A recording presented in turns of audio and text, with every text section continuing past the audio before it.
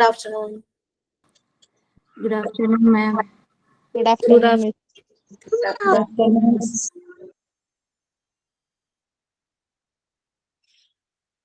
Good afternoon, teacher.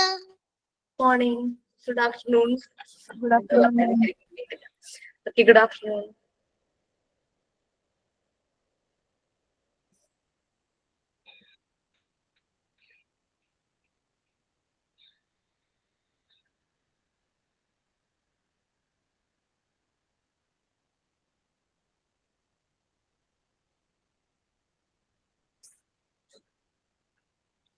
Okay, we can start. Mr. Prayer. Yeah, yes, please.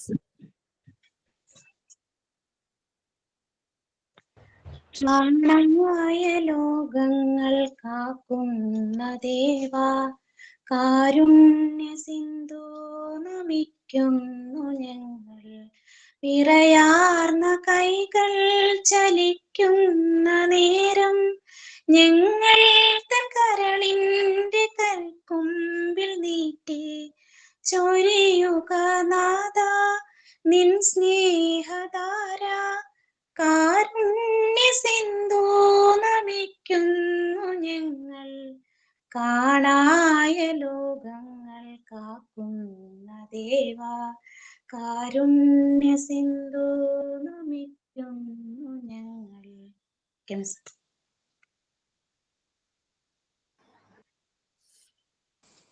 Thought of the day.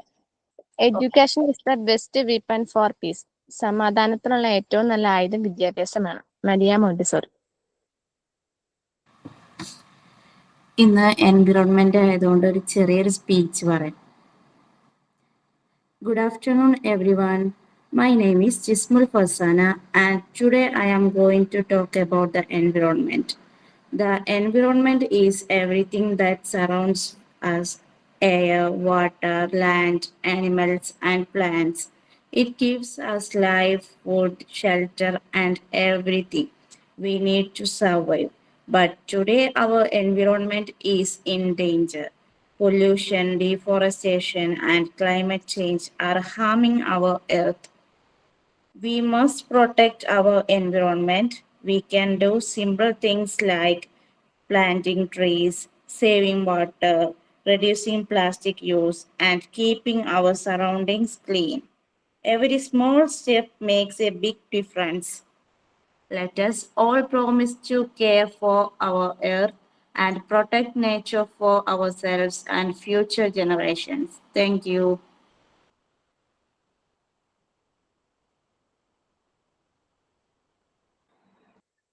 Fine. ഒരു batch environment ഡേയുടെ ഭാഗമായിട്ട് quiz competition പോലെ നടത്തിയിട്ടുണ്ടായിരുന്നു. Sign ഔട്ടിന്റെ ടൈമില് നല്ല രസമായിരുന്നു. എനിക്കറിയാത്ത കുറെ കാര്യങ്ങൾ ഉണ്ടായിരുന്നു, അങ്ങനെ അതൊക്കെ അറിയാൻ പറ്റി. Okay, fine. സോ വേറെ നമ്മളെവിടെയായിരുന്നു? നിങ്ങൾക്ക് ആ അസൈൻമെന്റിന്റെ 10 ക്വസ്റ്റ്യൻസ് കിട്ടിയിട്ടുണ്ട്. സർവേയുടെ ക്വസ്റ്റ്യൻസും എല്ലാം തന്നിട്ടുണ്ടല്ലോ. ഇപ്പൊ ഭയങ്കര ടെൻഷനിലാണ് എല്ലാവരും എക്സാമിന്റെ ഡേറ്റ് കണ്ടപ്പോ. ടെൻഷൻ. ക്ലാസ് ഒക്കെ റെഗുലർ ആയിട്ട് അറ്റൻഡ് ചെയ്യുന്നുണ്ടല്ലോ. പിന്നെ മോക്ക് ടെസ്റ്റുകൾ കിട്ടിയ അത്രയും നിങ്ങൾ പ്രാക്ടീസ് ചെയ്യുന്നില്ലേ? വീണ്ടും വീണ്ടും ചെയ്ത് നോക്കാം മോക്ക് ടെസ്റ്റുകൾ. എന്തിനാ ടെൻഷൻ? എല്ലാം കൂടെ ഒരുമിച്ച് പഠിക്കണം എന്ന് ഓർത്തിട്ടാണോ? അതെ മിസ്, എല്ലാം കൂടി ഒരുമിച്ച് ആകെ എന്തൊക്കെയാവോ. അങ്ങനത്തെ പ്രശ്നമൊന്നും ഉണ്ടാവില്ല.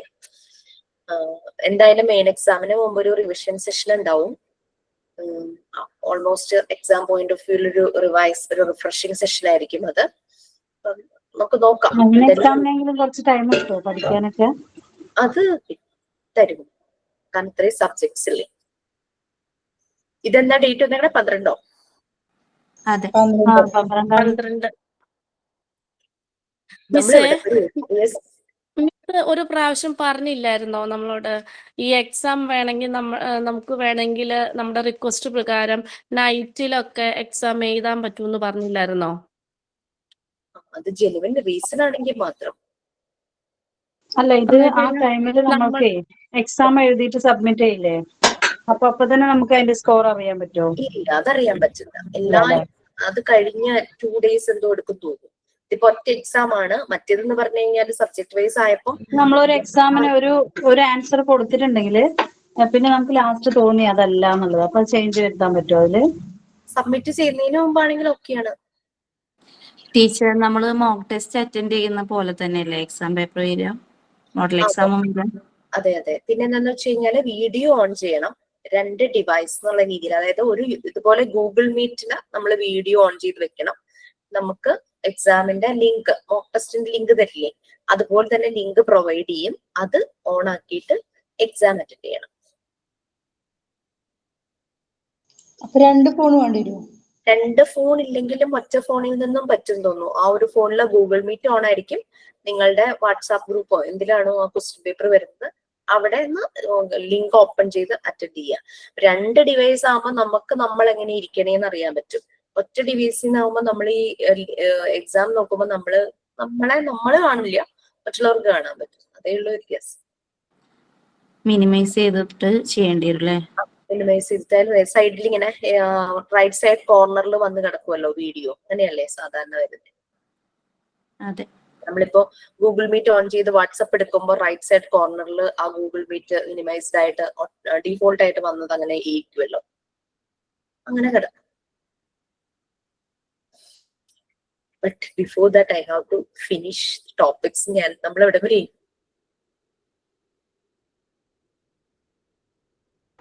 Miss, നമ്മളിനി the effect of malnourishment of children from the right environment to sick sensitive period ആ ടോപ്പിക് എടുക്കണം. സെൽഫ് കൺസ്ട്രക്ഷൻ ആണോ അതോ പ്രിപ്പയർഡ് എൻവയോൺമെന്റ് ആയോ? സെൽഫ് കൺസ്ട്രക്ഷൻ, അതിൽ sensitivity to social aspects of life വരെ കംപ്ലീറ്റ് ചെയ്തു.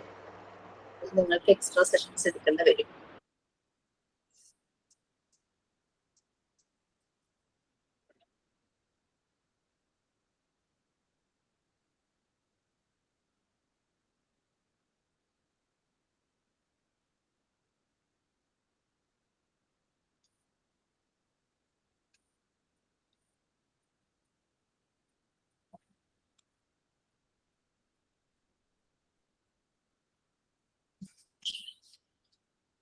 ഇതല്ലേ പറഞ്ഞേ?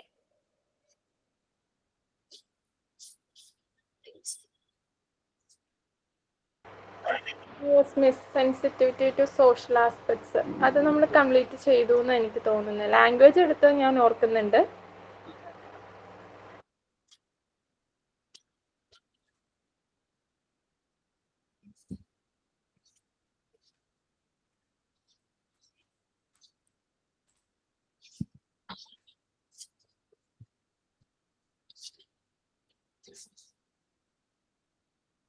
ഓക്കെ, സോ നമ്മള് കുട്ടികളെ തന്നെ അവര് സ്വയം കൺസ്ട്രക്റ്റഡ് ആകുന്ന കാര്യങ്ങളാണ് പറഞ്ഞു വന്നത്. അനിമൽ ബേബീസിൽ അവര് ജനിച്ച ഉടനെ തന്നെ അത് നമുക്ക് കാണാനായിട്ട് പറ്റും.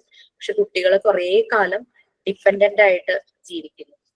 ഏറ്റവും ലാസ്റ്റ് ഇരിക്കുമായിരുന്നു. ഞാൻ ആദ്യത്തെ തുടങ്ങി നോക്കി വന്നപ്പോൾ ലാസ്റ്റ് നിന്നും തുടങ്ങാമായിരുന്നു എന്ന് മനസ്സിലായി. അതാണ് നമ്മൾ സെൽഫ് കൺസ്ട്രക്ഷനിൽ പറഞ്ഞു വന്നത്. അവർ ഓരോരോ ഏജ് സ്പാനില് അവർ ഓരോ കാര്യങ്ങള് തന്നെ അവരിൽ ഉണ്ടാകുന്നതും പഠിക്കുന്നതും ഓരോരോ കാര്യങ്ങൾ ചെയ്യുന്നതും ഒക്കെയാണ് നമ്മൾ പറഞ്ഞുകൊണ്ടുവന്നത്. അപ്പൊ അങ്ങനെ അവര് സെൽഫ് മെയ്ഡ് ആകണമെങ്കിൽ ചുമ്മാ അങ്ങ് അവരെ എവിടെയെങ്കിലും കൊണ്ടിട്ട് അവർ സെൽഫ് മെയ്ഡ് ആകില്ല അല്ലെ? അവർക്ക് അതിനനുസരിച്ചുള്ള എൻവിയോൺമെന്റ് നമ്മൾ പ്രൊവൈഡ് ചെയ്യണം. നമുക്കറിയാം, കുഞ്ഞുങ്ങൾ കടന്നു പോകുന്ന എൻവിയോൺമെന്റിന്റെ 3 ഏരിയാസ് നമുക്കറിയാം. ഹോം, നമ്മുടെ വീട്, പിന്നെ സ്കൂളിൽ പോകേണ്ട പ്രായമാകുമ്പോൾ സ്കൂള്, പിന്നെ ഇതിന്റെ രണ്ടിന്റെയും കൂടെ വരുന്ന സ്ഥലം സൊസൈറ്റി. ഒരു സൊസൈറ്റിയിലാണ് നമ്മൾ ജീവിക്കുന്നത് അല്ലെ, ഒരു കമ്മ്യൂണിറ്റിയിൽ. അപ്പൊ ആ 3 എൻവിയോൺമെന്റിലും കുട്ടിക്ക് വളരാൻ സഹായിക്കുന്ന ഫാക്ടേഴ്സ് വരണം. എന്നാൽ മാത്രമാണ് ആ സെൽഫ് മെയ്ഡ് നടക്കുള്ളൂ, സെൽഫ് കൺസ്ട്രക്ഷൻ നടക്കുള്ളൂ. അത് കുഞ്ഞിലെ ലാംഗ്വേജ് ഫോം ചെയ്യുന്ന കാര്യമാണെങ്കിലും ശരി, കുട്ടിയുടെ അല്ലാതെയുള്ള മോട്ടോർ ഡെവലപ്മെന്റ്, ഫിസിക്കലി ഉള്ള ഡെവലപ്മെന്റ്, അവരുടെ മൂവ്മെന്റ്, അവർ ഓടുന്നത്, ചാടുന്നത്, ബോഡിയുടെ ബാലൻസ് അവർക്ക് വരണം അല്ലെ? ചെറുപ്പത്തിൽ അവർ നടക്കുമ്പോൾ വീഴും, വീണ്ടും നടക്കും, വീഴും, അങ്ങനെ അതങ്ങ് ബോഡി കോർഡിനേഷൻ ആ ഒരു ബാലൻസ് അവർക്ക് കിട്ടുന്നു. അപ്പൊ അതിനനുസരിച്ചുള്ള ഒരു എൻവയോൺമെന്റ് നമ്മൾ അവർക്ക് ക്രിയേറ്റ് ചെയ്ത് കൊടുക്കണം. ദാറ്റ് ഇസ് അവർ റെസ്പോൺസിബിലിറ്റി. ആസ് എ ടീച്ചർ എന്ന് പറയുമ്പോൾ നമ്മൾ ആസ് എ പാരന്റും നമ്മൾ ചെയ്യേണ്ടതുണ്ട്, സ്കൂളിലും നമ്മൾ ചെയ്യേണ്ടതുണ്ട്. ഈ മൂന്നാമത്തെ ഏരിയ ആയ സൊസൈറ്റിയിലെ കുഞ്ഞുങ്ങൾ പോകുമ്പോഴും അവിടെയും ഇവരെ പോസിറ്റീവായിട്ട് ഇമ്പാക്ട് ഉണ്ടാക്കുന്ന കാര്യങ്ങളാണോ എന്ന് നമ്മളാണ് ശ്രദ്ധിക്കേണ്ടത്. ഓക്കെ. സോ സെൻസിറ്റീവ് ടു പല കാര്യങ്ങളും നമ്മൾ പറഞ്ഞു. അവർക്ക് മൈന്യൂട്ട് ഒബ്ജക്ട്സിനോടുള്ള അട്രാക്ഷൻ വരുന്നത് പറഞ്ഞു. പിന്നെ അവര് ലാംഗ്വേജ് കേൾക്കുന്നത് അവർ ഇമിറ്റേറ്റ് ചെയ്യാൻ ശ്രമിക്കുന്നു. ഒരു കുഞ്ഞിലെ മേ ബി അവര് പൂച്ചയുടെ ശബ്ദം, ഡോഗിന്റെ ബാർക്കിംഗ്, കുയില് കൂവുന്നതൊക്കെ അവർ ഇമിറ്റേറ്റ് ചെയ്യുമായിരിക്കും. ബട്ട് കുറച്ചങ്ങ് വളരുമ്പോ അവര് അവർക്ക് കൂടുതൽ അടുത്ത് നിൽക്കുന്ന ആളുകളുടെ ആ ഒരു ലാംഗ്വേജ് ആയിരിക്കും അവർ ഇമിറ്റേറ്റ് ചെയ്യാനായിട്ട് ശ്രമിക്കുന്നത്. കുട്ടിയോട് കൂടുതൽ സംസാരിക്കുന്ന, കൂടുതൽ കമ്മ്യൂണിക്കേറ്റ് ചെയ്യുന്ന ആള് പറയുന്നത് ആ ലിപ് മൂവ്മെന്റും എല്ലാം നോക്കി അത് ഇമിറ്റേറ്റ് ചെയ്യാനുള്ള ടെൻഡൻസി ഹ്യൂമൻ ബീയിങ് കാണിക്കാറുണ്ട്. നമ്മളുടെ മനുഷ്യരിലാണ് ആ ലാംഗ്വേജ് ഡെവലപ്മെന്റ് കൂടുതലുള്ളത് അല്ലെ. അനിമൽസിനെക്കാളും നമുക്കാണ് കമ്മ്യൂണിക്കേഷൻ ഒരു മീഡിയം ശരിയായ പ്രോപ്പർ ആയിട്ടുള്ളത്. അനിമൽസിന് അത് അവരുടേതായ രീതിയിൽ വേറെയാണ്. അങ്ങനെ സെൻസിറ്റീവ് ലാംഗ്വേജ് നമ്മൾ പറഞ്ഞതുകൊണ്ട് 1.5 years to 3 years ഞാനും മോളും കൂടി നമ്മളെ ഡെന്റിസ്റ്റിനെ കാണിക്കാനായിട്ട് ജസ്റ്റ് പുറത്ത് വീട്ടിൽ നിൽക്കുമ്പോൾ തൊട്ടപ്പുറത്തെ വീട്ടിലൊരു 1 year ജസ്റ്റ് കഴിഞ്ഞ ഒരു മോളുണ്ട് കേട്ടോ.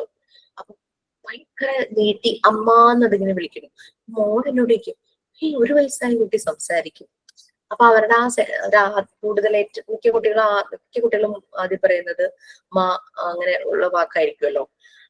അങ്ങനെ ആ sensitive to language 1.5 years to 3 years അവിടെ കാണിച്ചിട്ട് കുഞ്ഞിന് 1 വയസ്സ് കഴിഞ്ഞു, 2-3 months ആവണമെന്ന് തോന്നും 1 വയസ്സ് കഴിഞ്ഞിട്ട്. അപ്പൊ ആ ലാംഗ്വേജിനോടുള്ള ആ സെൻസിറ്റിവിറ്റി കുട്ടികളിൽ പല സൗണ്ട്സ് കേൾക്കും, മ്യൂസിക്കൽ മെലഡീസ് കേൾക്കുമ്പോൾ ബോഡി തന്നെ ആ ഒരു റിതത്തില് അവര് അതിന്റെ ഒപ്പം മൂളുന്നതും ഒക്കെ നമുക്ക് കാണാനായിട്ട് പറ്റും. അത് കണ്ട് ചിലപ്പോൾ പലരും പറയും പാട്ടിനോടാണ് താല്പര്യം. പക്ഷെ അങ്ങനെയല്ല. ആ ഒരു ഇൻട്രസ്റ്റ് എന്താന്നുള്ളത് നമുക്ക് ആഫ്റ്റർ 3 years 4 years ഒക്കെ ആകുമ്പോഴേ കറക്റ്റ് അവരുടെ ആപ്റ്റിറ്റ്യൂഡ്, അവരുടെ അഭിരുചി മനസ്സിലാവുള്ളൂ. ചെറുപ്പത്തിൽ മ്യൂസിക് ഒക്കെ കേൾക്കുമ്പോൾ അവർ അതിനോട് താളം പിടിക്കുന്നുള്ളത് ശരി തന്നെയാണ്. അപ്പൊ അബ്സോർബൻ മൈൻഡ് ആണ്, അവരെല്ലാം അബ്സോർബ് ചെയ്യുന്നു എന്നുള്ള കാര്യം പറഞ്ഞു. ഇനി sensitive to social aspects of life, അത് 2.5 years to 5 years ഓൾമോസ്റ്റ് അവര് സോഷ്യലൈസ് ചെയ്യുന്ന ഒരു പ്രായം എന്ന് പറയുവാണെങ്കിൽ.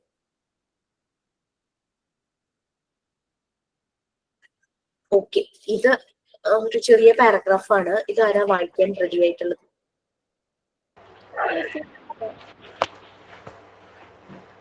Sensitivity to social aspects of life begins at 2.5 years of age. Children reward special attention to other children of their own age. Children at about 3 are in lonely song play.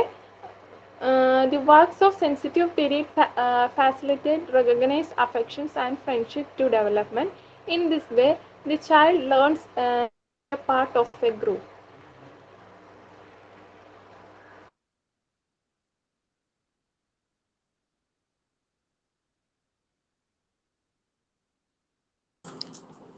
മ്യൂട്ടാണ് മിസ്സേ. 2.5 years to 5 years age സ്പാനിലാണ് socialise ചെയ്യുന്നത്. Sensitive to social aspects of life വരുന്നത്. അവരുടെ ഒരു social life ശരിയായ രീതിയിൽ begin ചെയ്യുന്നതെന്ന് പറയാം. കുട്ടികള് ഈ ഒരു 3 വയസ്സൊക്കെ ആകുമ്പോൾ ഒരു ലോൺസം പ്ലേ, അതായത് എന്താ പറയാ, ഒറ്റയ്ക്ക് ഇരുന്ന് കളിക്കുന്നത് കാണാം അല്ലെ. ഐസൊലേറ്റഡ് ഫ്രം അതേഴ്സ്, ലോൺസം, ഒറ്റയ്ക്കിരുന്ന് കളിക്കുന്നു, ഒരു സോളിറ്ററി ഫീലിംഗ്, സിംഗിൾ, അങ്ങനെ. അതിന്റെ അർത്ഥം അവർ ഇൻട്രോവേർട്ട് ആണെന്നോ എന്നല്ല അതിന്റെ അർത്ഥം. അവർ ആ ലോൺലിനെസ്, ആ ഒരു സോളിറ്റ്യൂഡ്, ആ സോളിറ്ററി, ആ ഒരു ഏകാന്തത അവർ ഇഷ്ടപ്പെടുന്നു. അവരങ്ങനെ ഒറ്റയ്ക്കിരുന്ന് എത്ര നേരം വേണമെങ്കിലും കളിക്കുന്നത് നമുക്ക് കാണാനായിട്ട് പറ്റും.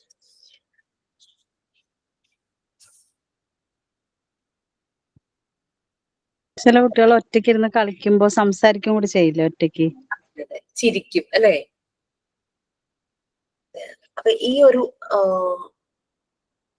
അവരിൽ ഉണ്ടാകുന്ന പല ഫീലിങ്സും നമുക്ക് റെക്കഗ്നൈസ് ചെയ്യാൻ പറ്റും. ചിലപ്പോൾ അവരൊരു ചിരിക്കുന്ന കാണാം, ചിലപ്പോൾ ആ കളി കഴിയുമ്പോൾ ഭയങ്കരമായിട്ട് കൈകൊട്ടി ചിരിക്കുന്ന കാണാം. ഇനി ഈ ഒരു ഇതിൽ നിന്ന് തുടങ്ങിയിട്ടാണ് അവർ സോഷ്യലൈസ് ചെയ്യുന്നതും ഫ്രണ്ട്ഷിപ്പ്, അവർ പീർ ഗ്രൂപ്പുമായിട്ടോ ആരെങ്കിലുമായിട്ട് കൂട്ടുകൂടുന്നു. ഓക്കെ, അപ്പൊ ലോൺലിനെസ് എന്ന് പറയുന്നത് ഇറ്റ്സ് ഫോർ ബെറ്റർമെന്റ്. അതൊരു പാർട്ട് ഓഫ് എ ഗ്രൂപ്പ് ആകുന്നതിന്റെ ഒരു തുടക്കം തന്നെയാണ് ഈ ലോൺസം പ്ലേ എന്ന് പറയുന്നത്. ഒരൊറ്റയ്ക്ക് ഇരുന്ന് സിംഗിൾ ആയിട്ടിരുന്ന് കളിക്കുന്നത് ലോൺസം പ്ലേയിലായിരിക്കും.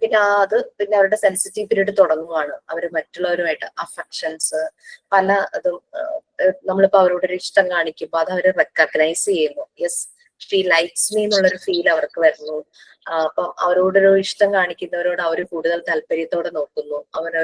അവരുമായിട്ടൊരു ബോണ്ടിങ് ഫോം ചെയ്യുന്നു. അതൊക്കെ ഡെവലപ്പ് ചെയ്യുന്നത് ഈ ഒരു രീതിയിലാണ്.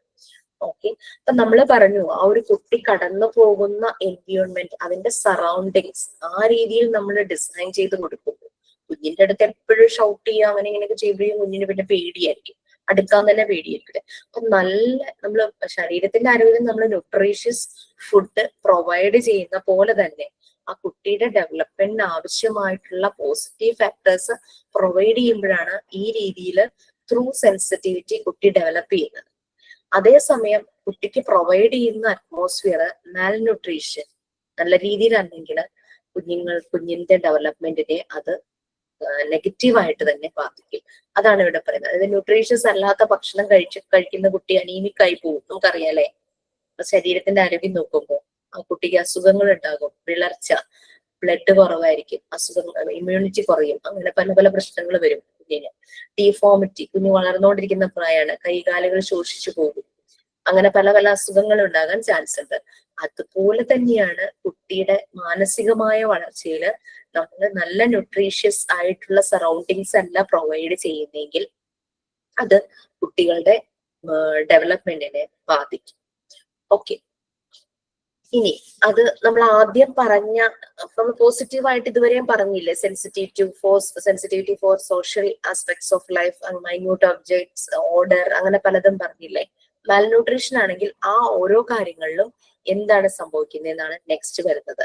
ഫസ്റ്റ് കുട്ടികളിൽ ഫോം ചെയ്ത സെൻസിറ്റിവിറ്റി ടു ഓർഡർ, അതിനെന്ത് സംഭവിക്കുന്നു. അതുപോലെ തന്നെ അവരുടെ 5 സെൻസസ് യൂസ് ചെയ്തിട്ട് ലേണിംഗ് പ്രോസസ്സിലേക്ക് കിടക്കുന്നുണ്ട്. നല്ലൊരു അറ്റ്മോസ്ഫിയർ അല്ലെങ്കിൽ അവിടെ എന്താണ് സംഭവിക്കുന്നത്. ഈ 2 കാര്യം, ഈ 1 and 2 ആരാ റീഡ് ചെയ്യാം? ഞാൻ റീഡ് ചെയ്യണോ? The effect of malnourishment of children from the right environment to the 6 sensitive periods. First one, sensitivity order. If the sensitivity to order is lacking, the child may not be able to turn himself and create a mental picture of the world. Hence, he will feel very anxious and have no confidence in himself. Second one, sensitivity to learning through their 5 senses. If the child is dispossessed of the right environment during this period, example, the child is not allowed to explore with the material, it will inhibit the child from learning. Furthermore, the child may become more disaffected. This may be due to poor development of will, as he has little or no opportunity to work with materials in his environment. This in turn will lead to poor. It would be difficult for the child to make comparison and judgment because the sensory exploration and exercise are meant to refine these powers of the child. Okay, sensitive to order അല്ലെ? നമ്മളറിയാം കുട്ടികളുടെ order, അതിനൊരു example പറയാം. Montessori പറഞ്ഞ example ഒക്കെ നമ്മൾ പറഞ്ഞിരുന്നു. അമ്മ ഡ്രസ്സ് ചെയ്തപ്പോ കുഞ്ഞിന്റെ മനസ്സിലുള്ള ആ ഓർഡർ എന്ന് പറയുന്നതിന് വ്യത്യാസമായിട്ട് അമ്മ ഡ്രസ്സ് യൂസ് ചെയ്ത കാര്യങ്ങളൊക്കെ തന്നു. ഒരു മാൽനറിഷ്മെന്റ്, ഒട്ടും സുഖകരമല്ലാത്തൊരു അന്തരീക്ഷത്തിലാണ് ആ കുട്ടി വളരുന്നതെങ്കിൽ, റൈറ്റ് എൻവിയോൺമെന്റ് അല്ലെങ്കിൽ, റൈറ്റ് എൻവിയോൺമെന്റ് പകരം അങ്ങനെ വരുവാണെങ്കിൽ ഈ 6 ഏരിയാസിലും കുഞ്ഞിന്റെ ഡെവലപ്മെന്റ് താഴേക്ക് പോകും, ലോ ലെവലിലേക്ക് പോകും എന്നാണ് പറയുന്നത്. കുട്ടിക്ക് എന്താണ് ഓർഡർ അത് മനസ്സിലാവില്ല, അതിന് കറക്റ്റ് ഒരു പുറം ലോകവുമായിട്ടൊരു മെന്റൽ പിക്ചർ അതിന് കിട്ടില്ല, അതിന് വളരെ ആൻസൈറ്റി അങ്ങനെയുള്ള കാര്യങ്ങളൊക്കെ ഉണ്ടാകും, ഒരു കോൺഫിഡൻസും ഉണ്ടാവില്ല. എവറി ടൈം കുട്ടിയെ ബ്ലെയിം ചെയ്യുന്നു, ഷൗട്ട് ചെയ്യുന്നു, അങ്ങനെ ഒരു അറ്റ്മോസ്ഫിയറിലാണ് കുട്ടി വളരുന്നതെങ്കിൽ അവന്റെ കോൺഫിഡൻസ് ലെവൽ കുറയും. I am good for nothing ആ ഒരു ഫീല് ചെറുപ്പം തുടങ്ങിയേ ഉണ്ടാകും. അത് അവന്റെ സെൽഫ് എസ്റ്റീമിനെ ബാധിക്കും. അവൻ ഒട്ടും കോൺഫിഡന്റ് ആവില്ല. ഒരു ചെറിയ കാര്യമാണെങ്കിൽ പോലും അത് ചെയ്യാൻ പോലും കോൺഫിഡന്റ് ഇല്ലാത്ത, ഞാൻ എപ്പോഴും ഒരു ഗിൽറ്റി ഫീലിംഗ്, ഷൈനസ്, അതൊക്കെ ആയിരിക്കും. നെക്സ്റ്റ് 5 സെൻസസിലൂടെയാണ് ഇവരുടെ ലേണിംഗ്, ആ ഒരു പ്രോസസ്സ് അങ്ങനെയാണ് ഇവർ ഡെവലപ്പ് ചെയ്യുന്നതെന്ന് നമ്മൾ പറഞ്ഞു അല്ലെ. അപ്പോ കറക്റ്റ് എൻവയോൺമെന്റിൽ നിന്നും അവരെ ഈ ഒരു പീരിയഡിൽ മാറ്റി നിർത്തുന്നു. ഫോർ എക്സാമ്പിൾ, പുതിയ പുതിയ കാര്യങ്ങൾ അവർക്ക് ഒന്നും പ്രൊവൈഡ് ചെയ്യുന്നില്ല, അതൊന്നും അലോ ചെയ്യുന്നില്ല. അങ്ങനെ വരുവാണെങ്കിൽ അത് കുട്ടിയുടെ ലേണിങ്ങിനെ ബാധിക്കും. കുട്ടിക്ക് കുറെ ടോയ്സ് ഒക്കെ വാങ്ങിച്ചു കൊണ്ടുവയ്ക്കും, അതൊക്കെ കുട്ടി പൊട്ടിച്ചു നശിപ്പിച്ചു കളയുന്നവനെല്ലാം പൂട്ടി വെക്കും. ഓക്കെ, അപ്പം ടോയ്സിന്റെ കാര്യം തന്നെയല്ല, അല്ലാത്ത കാര്യങ്ങൾ തന്നെയാണെങ്കിലും ചിലപ്പോ നമ്മൾ കാണാം കുട്ടികൾ ചിലപ്പോൾ കിച്ചണിലേക്ക് വന്നിട്ട് സ്പൂണോ ഒക്കെ എടുത്തായിരിക്കും അവർക്ക് കളിക്കാൻ ഇഷ്ടം. നമ്മളത് പ്രൊവൈഡ് ചെയ്യാതിരിക്കുമ്പോൾ അവർക്ക് ആ ഒരു ഫീല്, എനിക്കൊന്നും കിട്ടില്ല, സോ അവന് ചെയ്യാനായിട്ടൊന്നും ഉണ്ടാവില്ല, ആ ഒരു രീതിയിലേക്ക് വരും. ആ ഒരു സെൻസിറ്റിവിറ്റി നഷ്ടാകും. ലേണിംഗ് ഫ്രം ദ എൻവയോൺമെന്റ് ആണ് നടക്കുന്നത് യൂസിങ് ത്രൂ 5 സെൻസസ്. അപ്പൊ ഓപ്പർച്യൂണിറ്റി കിട്ടുന്നില്ല ഒരു രീതിയിലുള്ള ആക്ടിവിറ്റീസ് ചെയ്യാൻ. കുട്ടിയുടെ ഹാൻഡാണ് ഏറ്റവും നല്ല ഇൻസ്ട്രുമെന്റ് എന്നാണ് മറിയ മോണ്ടിസോറി പറയുന്നത്. ഹാൻഡും ടങ്കും ആണ് ബ്രെയിൻ ഡെവലപ്മെന്റിനെ ഏറ്റവും അധികം ചെറുപ്പത്തിൽ കുഞ്ഞുങ്ങളെ സഹായിക്കുന്നതെന്നാണ് ഡോക്ടർ മറിയ മോണ്ടിസോറി പറയുന്നത്. പലപ്പോഴും കുട്ടിക്ക് അറിയില്ല എങ്ങനെ ഇത് യൂസ് ചെയ്ത് കളിക്കണം. എനിക്ക് ഓർമ്മ വരുന്ന ഒരു കാര്യം എന്താണെന്ന് വെച്ചാല്, മോൻ 1 വയസ്സ് ജസ്റ്റ് കഴിഞ്ഞ സമയമാണ്. അപ്പം അവനറിയില്ല ഈ പൊട്ടുന്ന പാത്രങ്ങൾ നിലത്ത് വീണാൽ പൊട്ടും എന്നുള്ളത് അറിയില്ലല്ലോ. ഇങ്ങനെ ഷെൽഫ് അവന് എത്തുന്ന ഒരു ഉയരായിരുന്നു, അതിലിങ്ങനെ കപ്പാൻ സോസർ ഇല്ലേ നമ്മളുടെ, ആ ഒരു നല്ല കോഫി ബ്രൗണിലുള്ള കപ്പാൻ സോസർ വാങ്ങിച്ചത് ഞാനിങ്ങനെ കമഴ്ത്തി വെച്ചിരിക്കുകയായിരുന്നു. അപ്പൊ കുട്ടി ആദ്യം ഒരെണ്ണം എടുത്തു, നേരെ താഴേക്ക് ഇട്ടു, അത് പൊട്ടി. രണ്ടാമത്തെ എടുത്തു, താഴേക്ക് ഇട്ട് പൊട്ടി. അത് കഴിഞ്ഞപ്പോ എന്നെ ഇങ്ങനെ നോക്കിയിട്ടു. അപ്പൊ ഞാനൊന്നും പറയുന്നില്ല, ഈ സംഭവം പൊട്ടുന്നത് ഞാനിങ്ങനെ കണ്ടോണ്ടിരിക്കുക. അപ്പൊ ഞാനൊന്നും പറയുന്നില്ല. പിന്നെ അവൻ എടുത്തില്ല, മനസ്സിലായി ഇത് ഇനി എടുത്തത് പൊട്ടിപ്പോന്നുള്ളത്. 2 വീണ് പൊട്ടി കഴിഞ്ഞപ്പോഴേക്കും ആൾക്ക് പിടികിട്ടി. അതിപ്പോഴും ഓർക്കുമ്പോ എനിക്ക് ചിരി വരും. കാര്യം ഒരാൾ ഗിഫ്റ്റ് ചെയ്തതാണ്, പക്ഷെ ആ ഒരു ഫീലൊക്കെ പോയിട്ടോ. കാരണം മനസ്സിലായി മോണ്ടിസോറി മെത്തോഡിൽ പോയപ്പോ ഇതിങ്ങനെ ചെയ്താൽ അത് അവര് എക്സ്പ്ലോർ ചെയ്യുക, അവരുടെ വേൾഡ് എക്സ്പ്ലോർ ചെയ്യുന്നതാണ് കാണുന്നത്. പിന്നെ ഹി നോസ് ദാറ്റ് ഇങ്ങനെയുള്ള പാത്രങ്ങൾ അത് നിലത്ത് വീണ പൊട്ടും എന്നുള്ളത് ആ ഒരു ലേണിംഗ് പ്രോസസ് 2 കപ്പ് പൊട്ടിയ ആൾക്ക് മനസ്സിലായി. അതൊരു 1 ഇയറിന് ശേഷമാണെന്നുള്ളതും കൂടെ ഓർക്കണം. അപ്പൊ അതാണ്. അപ്പൊ അവര് എന്താ വെച്ചിട്ട് കുഞ്ഞിന് പൊട്ടിക്കാനായിട്ട് ഇതങ്ങ് വെച്ചു കൊടുക്കാന്നുള്ളതല്ലോ നമ്മൾ എന്നല്ല ഉദ്ദേശിച്ചത്. എടുത്ത് താഴെ ഇടുന്നുള്ള ഒരു പ്രതീക്ഷ എനിക്കില്ലായിരുന്നു. വീണ് കഴിഞ്ഞപ്പോഴും ഞാനും ഇങ്ങനെ നോക്കിയത്. അപ്പൊ എടുക്കുന്നതും ഞാൻ കണ്ടില്ല. ഭയങ്കര സ്പീഡിലല്ലേ ഇവരുടെ ആക്ഷൻസ്. ചെറുപ്രായത്തിൽ ഇവര് നമ്മളുടെ കണ്ണെത്തുന്നതിന് മുമ്പ് അവരുടെ എല്ലാം കഴിഞ്ഞിട്ടുണ്ടാവും, എല്ലാം ചെയ്തു കഴിഞ്ഞിട്ടുണ്ടാവും. ആ രീതിയിലല്ലേ ഭയങ്കര സ്പീഡാണല്ലോ, റാപ്പിഡ് ഗ്രോത്ത് ആണെന്നല്ലേ പറയുന്നത് ആ ഒരു ചെറുപ്രായത്തിന്. പിന്നെ കുറച്ചങ്ങ് കഴിയുമ്പോഴല്ലേ ഗ്രോത്ത് ഒന്ന് സ്റ്റഡി ആവുന്നതും പതുക്കെ ആവുന്നതും. ആ ചെറുപ്പത്തിൽ ഇവർക്ക് ഭയങ്കര റാപ്പിഡ് ഗ്രോത്ത് ആണ്. ഇവരുടെ കണ്ണും കൈയും മനസ്സും ഒരേ സമയം ആക്ട് ചെയ്യുന്ന ഒരു ടൈമാണ്. അപ്പൊ അത് നമ്മള് അവരുടെ ഡെവലപ്മെന്റിനെ ശരിക്കും യൂസ് ചെയ്യുന്ന രീതിയിലുള്ള ആക്ടിവിറ്റീസ് ആ ഒരു സമയത്ത് അവരെ കൊണ്ട് ചെയ്യിച്ചാൽ മതി. ലൈക്ക് നമുക്ക് പറഞ്ഞു കൊടുക്കാം ഒരു ഇത് കുഞ്ഞു പ്രായത്തിൽ കുട്ടികൾക്ക് പറഞ്ഞു കൊടുക്കാൻ പറ്റില്ല താഴെ വീണപ്പോൾ. പക്ഷെ നമ്മൾ എന്നാലും തീയൊക്കെ കാണിച്ചിട്ട് ഊന്നൊക്കെ പറയുമ്പോഴേക്കും അവർക്ക് എന്തോ ഒരു മനസ്സിലാവുമല്ലോ. അതേസമയം നമ്മൾ വഴക്ക് പറയുക, ഷൗട്ട് ചെയ്യുക ചെയ്യുമ്പോൾ അത് അവരെ അങ്ങോട്ട് അറസ്റ്റ് ചെയ്യും. അവർക്ക് പിന്നെ ഒന്നിനും നമ്മളെ അപ്രോച്ച് ചെയ്യാനായിട്ട് അവർക്കൊരു പേടിയോ അവർക്കൊരു എന്തോ പോലെ അവർക്കൊരു ഫീല് വരും. ഓക്കെ, അപ്പൊ അവർക്ക് മനസ്സിലാവും അത് തീയാണ്, അല്ലെങ്കിൽ അങ്ങനെയുള്ളത് അത് ചെയ്യാൻ പാടില്ല. നമ്മളുടെ ആ ഒരു എക്സ്പ്രഷൻ ഒക്കെ കാണുമ്പോഴേക്കും നമ്മൾ വഴക്ക് പറഞ്ഞിട്ടല്ലല്ലോ പറയുന്നത്, ഒരു സ്നേഹത്തോടു കൂടി ആ ഒരു രീതിയിൽ നമ്മൾ പറയുമ്പോഴേക്കും അവർക്ക് അത് ക്ലിയർ ആവും. കുറച്ചുകൂടെ ഏജ് ആവുമ്പോഴേക്കും അവർക്ക് മനസ്സിലാവും തീ, ഗ്ലാസ് ഇതൊക്കെ എന്താണ്, എങ്ങനെയാണ് അത് ഹാൻഡിൽ ചെയ്യേണ്ടത് എന്നുള്ളത്. ഓക്കെ, നെക്സ്റ്റ് നമ്മൾ സെൻസിറ്റീവ് ടു സ്മോൾ ഒബ്ജക്ട്സ് പറഞ്ഞു. കുട്ടികളുടെ ഒബ്സർവേഷൻ ഇംപ്രൂവ് ആകുന്ന ഒരു സെൻസിറ്റിവിറ്റിയാണ്. കുഞ്ഞു സാധനങ്ങളെ നോക്കിക്കൊണ്ടിരിക്കുന്നതും കുറേ ടൈം അവർ പേഷ്യൻസോടുകൂടി വാച്ച് ചെയ്യുകയൊക്കെ ചെയ്യും. അപ്പൊ അവരുടെ കോൺസെൻട്രേഷൻ, ഒബ്സർവേഷൻ ഒക്കെ ഇംപ്രൂവ് ആവുന്ന കാര്യങ്ങൾ. അപ്പൊ മാൽ നറിഷ്മെന്റ് ആണെങ്കിൽ ഈ സെൻസിറ്റീവ് ടു സ്മോൾ ഒബ്ജക്ട്സിന് എന്താണ് സംഭവിക്കുന്നത് എന്നാണ് നെക്സ്റ്റ് വരുന്നത്. അപ്പോ a natural process where children activity engage with their environment to learn and make sense of the world. Yes, Kirti. ഒരു നാച്ചുറൽ പ്രോസസ് ആണ് ശരിക്കും ഇവിടെ ഡെവലപ്മെന്റ്. നമ്മളൊരു ചെടി നടുമ്പോൾ അല്ലെ, അതിന് നമ്മൾ വേണ്ടുന്നത് പ്രൊവൈഡ് ചെയ്യുമ്പോൾ ആണ് അത് നല്ല രീതിയിൽ വളർന്നു വരുന്നത്. അത് നാച്ചുറൽ ഡെവലപ്മെന്റ്. മറ്റുള്ളതൊന്നും നമ്മൾ ശ്രദ്ധിക്കേണ്ട. കാരണം ഇപ്പോ ചില മെത്തേഡ്സ് ഒക്കെ യൂസ് ചെയ്ത് അതിന്റെ വളർച്ച മുരടിപ്പിക്കുന്നു, അങ്ങനെ ബോൺസായി, അങ്ങനെ പല പല കാര്യങ്ങൾ ചെയ്യുന്നുണ്ടല്ലോ, ബഡ് ചെയ്യുന്നുണ്ട്, പുതിയ പ്രോഡക്ട്സ് ഉണ്ടാക്കാൻ. അതല്ല ഉദ്ദേശം. നാച്ചുറലി നമ്മളൊരു ചെടി നട്ട് കഴിഞ്ഞാൽ അതിന്റെ രീതി നമ്മൾ വെള്ളവും ഒന്നും ഒഴിക്കാതെ വെയിലത്ത് അതിങ്ങനെ നിന്ന് കരിഞ്ഞു പോവാൻ ചാൻസസ് കുറെ, അത് പിടിച്ചു നിൽക്കും. പക്ഷെ കുറച്ച് കഴിയുമ്പോഴേക്കും നമ്മൾ വെള്ളം ഒഴിക്കാതെ വരുമ്പോൾ അത് മുരടിച്ചു പോകും അല്ലെ. അപ്പൊ നമ്മൾ പ്രൊവൈഡ് ചെയ്യേണ്ടത് നമ്മൾ പ്രൊവൈഡ് ചെയ്യുമ്പോഴാണ് എന്തും ശരിയായ രീതിയിൽ വളരുള്ളൂ.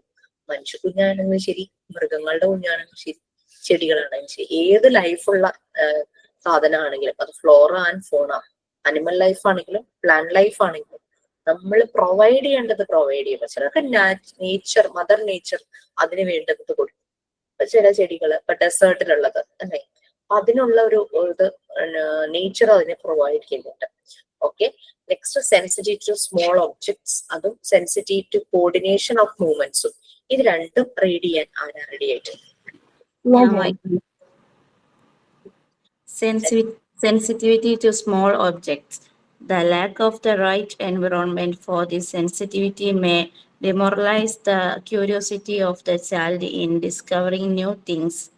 I will make him less observant of his environment and therefore affect his learning. The child might become very passive. Small details usually have a great impact towards the overall results. Fourth, sensitivity to coordination of movements. Walking for miles and climbing up and down the staircase has the purpose of advancing his movements. Providing the right environment for this sensitivity is important because children are continuously developing their gross and fine motor skills. The need to develop balance and agility are important in his self-concept. Okay, sensitive to small objects നമ്മൾ പറഞ്ഞ concentration, observation അത് improve ചെയ്യുന്ന ഒരു ടൈമാണ്. അവർക്ക് അതിനുള്ളൊരു അവസരം. തുറുമ്പിനെ നോക്കുന്നത്, കിളികളെ നോക്കുന്നത്, നമ്മൾ പുറത്തേക്ക് കൊണ്ടുപോയാലാണ്, നമ്മള് നേച്ചറിലേക്ക് അവരെ കണക്ട് ചെയ്യുമ്പോഴാണ് അവർ ഇതെല്ലാം കാണുന്നത്. വീടിനകത്ത് കാണാത്ത പല കാഴ്ചകളും അവർ പുറം ലോകത്ത് കാണും അല്ലെ. ഇതൊന്നും അങ്ങനെയുള്ള ഒരു എൻവയോൺമെന്റ് നമ്മൾ പ്രൊവൈഡ് ചെയ്യാതെ വരുമ്പോൾ കുട്ടികളുടെ ആ ഒരു സെൻസിറ്റിവിറ്റി അത് കുറഞ്ഞു വരും. അപ്പം അവർ ഒബ്സർവ് ചെയ്യുന്നില്ല എൻവയോൺമെന്റിൽ വരുന്നത്. അവരെന്നും വീട്ടിനകത്തുള്ള ഒരു റൂമിൽ അടച്ചിരിക്കുവോ അങ്ങനെയുള്ള രീതിയിലൊക്കെയല്ലേ വരുന്നത്. അത് അവന്റെ ലേണിങ്ങിനെ എഫക്ട് ചെയ്യും. ഞാൻ നിങ്ങളോട് പറഞ്ഞോന്നറിയില്ല, ഞാനൊരു മൂവി കണ്ടിരുന്നു, സർക്കീട്ട് എന്ന് പറഞ്ഞിട്ട്, ആസിഫ് അലിയുടെ. അത് ADHD പ്രോബ്ലം ഉള്ള ഒരു കുട്ടി, അതായത് അറ്റൻറ്റീവ് ഡെഫിഷ്യൻസി ഇതുള്ളത്, ഭയങ്കര ഹൈപ്പർ ആക്റ്റീവ് ആയിട്ടുള്ള ഒരു കുട്ടി. കോൺസെൻട്രേഷൻ ഇല്ല, ഒന്നിലും അവൻ ഫോക്കസ് ചെയ്യില്ല. അവനോട് ടീച്ചർ എഴുതാൻ പറയുമ്പോൾ അവനിപ്പം എന്നുള്ള ലെറ്റർ ഇങ്ങനെ എഴുതി വന്നു കഴിഞ്ഞിട്ട് ഇപ്പൊ നമുക്കറിയാം KG സെഷനിലെ കുട്ടികളോട് എന്നുള്ള ലെറ്റർ എഴുതാൻ പറയുമ്പോൾ അവർക്ക് ആ ലെറ്റർ ഫെമിലറൈസ് ആയിട്ടുണ്ട്. അവർ പല പ്രാവശ്യം എഴുതിയിട്ടുണ്ടെങ്കിൽ അവരെങ്ങനെ എഴുതാം, അങ്ങനെ ഇങ്ങനെ വന്ന് എഴുതി കംപ്ലീറ്റ് ആകുമ്പോഴേക്കും അവരെ നിർത്തും, പേന അവിടെ നിന്ന് മാറ്റും അല്ലെ. ഇവൻ ചെയ്യുന്നതെന്ന് വെച്ചാല് ആ ലെറ്റർ ഇങ്ങനെ എഴുതും, തുടക്കം അവൻ എഴുതിയിട്ട് ഇങ്ങനെ കൊണ്ടുവന്ന് വളച്ചു കൊണ്ടുവന്ന് ഇങ്ങനെ കുത്തി വരയ്ക്കും. എന്ത് ചെയ്യാൻ പറയുമ്പോഴും അവൻ ചെയ്യുന്ന ഒരു കാര്യമാണ്. അവന്റെ ഒബ്സർവേഷൻ, ഫോക്കസിങ്, കോൺസെൻട്രേഷൻ ഇല്ല. ഇവന്റെ പാരന്റ്സ് ജോലിക്ക് പോകുമ്പോൾ, ഗൾഫിലുള്ള ഒരു സ്റ്റോറി ആയിട്ടാണ് കാണിക്കുന്നത്, ഷാർജയാന്ന് തോന്നുന്നു. ജോലിക്ക് പോകുമ്പോ ഈ കുട്ടിയെ, അപ്പൊ സ്കൂളിൽ ഇവനെ പറ്റുന്നില്ല. സ്കൂളിലെ ടീച്ചർ പല പ്രാവശ്യം പറഞ്ഞു, നിങ്ങളൊരു റെമഡിയൽ ടീച്ചറെ വെക്കൂ, അതിന്റെ കൂടെ അവനെ സപ്പോർട്ടിങ്ങിനായിട്ടൊരു ടീച്ചർ വെച്ചിട്ട് ഈ സ്കൂളിൽ തന്നെ കൊണ്ടുവരൂ, ഞങ്ങൾ അതിനുള്ള സൗകര്യം ചെയ്തു തരാം, നിങ്ങൾ ഒരാളെ കുട്ടിയുടെ കൂടെ വെക്കൂ എന്ന് പറഞ്ഞിട്ട് പാരന്റ്സിന് ആക്സെപ്റ്റ് ചെയ്യാൻ പറ്റുന്നില്ല. പ്രോബ്ലം ഉണ്ട്, ആ ഒരു രീതിയിൽ ആക്സെപ്റ്റ് ചെയ്യുന്നില്ല. ഇവര് ചെയ്യുന്നത്, ഇവര് രാവിലെ ജോലിക്ക് പോകുമ്പോൾ കുട്ടിയെ റൂമിൽ അടച്ചിടും, എന്നിട്ടാണ് പോകുന്നത്. അങ്ങനെ ആസിഫ് അലി ഒരു പ്രത്യേക സാഹചര്യത്തിൽ ആ വീടിനകത്ത് വരുന്നതും കുട്ടിയെ കാണുന്നതും, കുട്ടിയെയും കൊണ്ട് ആസിഫ് അലിക്ക് പുറത്തേക്ക് പോകേണ്ട, ഞാൻ ഇങ്ങനെ പറയുന്നത് സ്പോയിലർ ആകാതിരിക്കാൻ വേണ്ടിയിട്ടാട്ടോ, നിങ്ങൾ കാണാൻ ആഗ്രഹിക്കുന്ന നല്ലൊരു മൂവിയാണ്, കാണുന്നത് നന്നായിരിക്കും. ആസിഫ് അലിയും ആ കുഞ്ഞും തമ്മിലുള്ള ഒരു ബോണ്ടിങ് ആണ് ആ മൂവിയിലുടനീളം കാണുന്നത്. ആസിഫ് അലി ആയിട്ട് ഒരു നൈറ്റ് മുഴുവൻ ഇവന് പുറത്തു പോയി, അവൻ ആദ്യമായിട്ടാണ് പുറത്തു പോയി അതൊക്കെ കാഴ്ചകളൊക്കെ കാണുന്നത്. അങ്ങനെ അവൻ സർക്കീറ്റിന്റെ മൂവിയുടെ പേര്. അങ്ങനെ ഇവന്റെ ADHD പ്രോബ്ലത്തിന് വ്യത്യാസം വരുവാണ്. പുറം ലോകമായിട്ട് കണക്റ്റഡ് ആയി. ഇവര് കുട്ടിയെ പുറത്തു കൊണ്ടുപോകാത്തത് ഇവൻ ഭയങ്കര കുരുത്തക്കേട് കാണിക്കും എന്നുള്ളത് കൊണ്ടാണ് ഈ പാരന്റ്സ് കൊണ്ടുപോകാതിരിക്കുന്നത്. അങ്ങനെ ആ കുഞ്ഞിലുണ്ടാകുന്ന മാറ്റം ഒക്കെയാണ് ആ മൂവിയിൽ കാണിക്കുന്നത്. പറ്റുകയാണെങ്കിൽ കണ്ടു നോക്കും. അപ്പൊ അങ്ങനെ പുറം ലോകവുമായിട്ട് കണക്ട് ചെയ്യാതിരിക്കുമ്പോൾ കുട്ടിയുടെ ഒബ്സർവേഷൻ, കോൺസെൻട്രേഷൻ ഇതെല്ലാം കുറഞ്ഞു വരും. സ്മോൾ ഡീറ്റെയിൽസിന് ശരിക്കും നമ്മളുടെ പല ഡെവലപ്മെന്റിലും ഓവറോൾ റിസൾട്ടിലും നല്ല ഇമ്പാക്റ്റ് ആണ്. നമുക്കും അറിയാൻ പറ്റൂലേ, നമ്മൾ ചെയ്യുന്ന ഒരു വലിയൊരു കാര്യം ചെയ്യാനായിട്ട് പോവുക. ഫോർ എക്സാമ്പിൾ, നിങ്ങൾ ഉണ്ടാക്കുന്ന ഒരു ഡിഷ് വളരെ പ്രൊസീജിയേഴ്സ് ഉള്ള ഒരു ഡിഷാണെന്ന് വിചാരിക്കും, ബിരിയാണി അല്ലെ. നമ്മൾ പലയിടത്തൊന്നും ബിരിയാണി കഴിച്ചിട്ടുണ്ടാവും. എനിക്ക് അത്ര നന്നായിട്ടൊന്നും ഉണ്ടാക്കാൻ അറിയില്ല കേട്ടോ ബിരിയാണി. ഞാൻ പക്ഷെ സംഭവം എന്തെങ്കിലും എന്തോ ഒപ്പിക്കും. ബട്ട് എനിക്ക് കറക്റ്റ് അതിന്റെ പ്രൊപ്പോർഷൻ, അതിലിടുന്ന ചെറിയ എന്തെങ്കിലും ഒരു സ്പൈസിന്റെ അളവ്, അങ്ങനെ സ്മോൾ ഡീറ്റെയിൽസ് വരെ വളരെയധികം ഇമ്പാക്ട് ഓവറോൾ റിസൾട്ടിൽ ഉണ്ടാക്കുന്ന പറഞ്ഞതിന്റെ കാരണം അതാണ്. നമ്മളൊരു സ്റ്റിച്ചിങ് ചെയ്യുമ്പോൾ അല്ലെ, ശരിയായ രീതിയിൽ ആ സ്റ്റിച്ച് ചെയ്യുമ്പോൾ അത് തന്നെ, അത് നമ്മൾ വീടിന് ക്ലീൻ ചെയ്യുമ്പോൾ നമ്മൾ ഓരോ ഡീറ്റെയിൽ ആയിട്ട് കാര്യങ്ങൾ നോക്കും. അപ്പൊ സ്മോൾ ഡീറ്റെയിൽസിന് വലിയൊരു റിസൾട്ടിൽ വളരെയധികം ഇമ്പോർട്ടന്റ് ഉണ്ട് അല്ലെ, ശരിയല്ലേ? Small is beginning of all things are from small എന്നൊക്കെ പറയണ പോലെ. യെസ്, ആർഷ ഒന്ന് മ്യൂട്ട് ചെയ്യാമോ? ഹർഷ ഒന്ന് മ്യൂട്ട് ചെയ്യാമോ? ഹർഷ ഒന്ന് മ്യൂട്ട് ചെയ്യാമോ? Next, sensitive to coordination of movements. വീടിന് പുറത്തേക്ക് ഇറക്കാതെ, വീടിന്റെ മുറ്റത്തൂടെ നടക്കാത്ത കുട്ടികളുടെ മൂവ്മെന്റ്സ് ശ്രദ്ധിച്ചാൽ നിങ്ങൾക്ക് അറിയാൻ പറ്റും. അവര് വീടിനകത്തൂടെ മാത്രം നടന്ന് പുറത്ത് മണ്ണില്, നമ്മളുടെ മുറ്റം നമുക്കറിയാതെ എത്രത്തോളം വൃത്തിയാണെന്നുള്ളത്. അല്ലെങ്കിൽ അറ്റ്ലീസ്റ്റ് നമുക്ക് അതിന് സംശയം ഉണ്ടെങ്കിൽ ഒരു ചെറിയ സാൻഡല് വാങ്ങിച്ച് കുട്ടിയെ കൊണ്ട് പുറത്തൂടെ നടത്തിക്കാം. പക്ഷെ ശബ്ദമുള്ള ഷൂ വാങ്ങിച്ചു കൊടുക്കില്ലേ? അപ്പൊ ശബ്ദം കേൾക്കുമ്പോൾ കുഞ്ഞിന് നടക്കാനുള്ള ഒരു ടെൻഡൻസി കൂടും അല്ലെ? അവൻ ആ ശബ്ദം കേൾക്കുമ്പോൾ, ലൈറ്റും ശബ്ദമൊക്കെ ഉള്ള ഷൂ ആ ഒരു ഏജിൽ കുഞ്ഞുങ്ങൾക്ക് വാങ്ങിച്ചു കൊടുക്കാറുണ്ട്. അത് കൂടാതെ നമ്മള് നേച്ചറുമായിട്ട് കണക്ട് ചെയ്ത് ഇവരെ പുറത്തേക്ക് നടത്തിക്കണം. ഇവർക്ക് ഇവരുടെ ബോഡിയുടെ മൂവ്മെന്റ്സ് നടന്നു പോകുമ്പോൾ നമുക്ക് തോന്നും ഇപ്പൊ വീഴുന്നു. പക്ഷെ അത് അവരുടെ ബാലൻസ് ചെയ്യുന്നതിന്റെ ഒരു സ്റ്റാർട്ടിങ്. ബോഡി മൂവ്മെന്റ്, ആ കോർഡിനേഷൻ, അത് ബാലൻസ്. വീഴാൻ പോകുമ്പോൾ അവർ ബാലൻസ് ചെയ്ത് നിൽക്കുന്നതാണ് ചില സമയങ്ങളിൽ. Okay, climbing, up and down, അങ്ങനെയുള്ള പല കാര്യങ്ങളും. ഈ മൂവ്മെന്റിന്റെ അഡ്വാൻസ്മെന്റിന് വേണ്ടിയിട്ടാണ് നമ്മൾ കുട്ടികളെ ഇങ്ങനെ നടക്കാൻ അല്ലെങ്കിൽ എടുത്തോണ്ട് വെച്ചോണ്ടിരിക്കുന്നത്. പ്രായ ആൾക്കാർ പറയില്ലേ, കുഞ്ഞിനെ ഇങ്ങനെ എടുത്തോണ്ട് വെച്ചോണ്ടിരിക്കില്ലേ, അവൻ നടക്കട്ടെ, ഇറക്കി വിട് എന്നൊക്കെ പറയില്ലേ.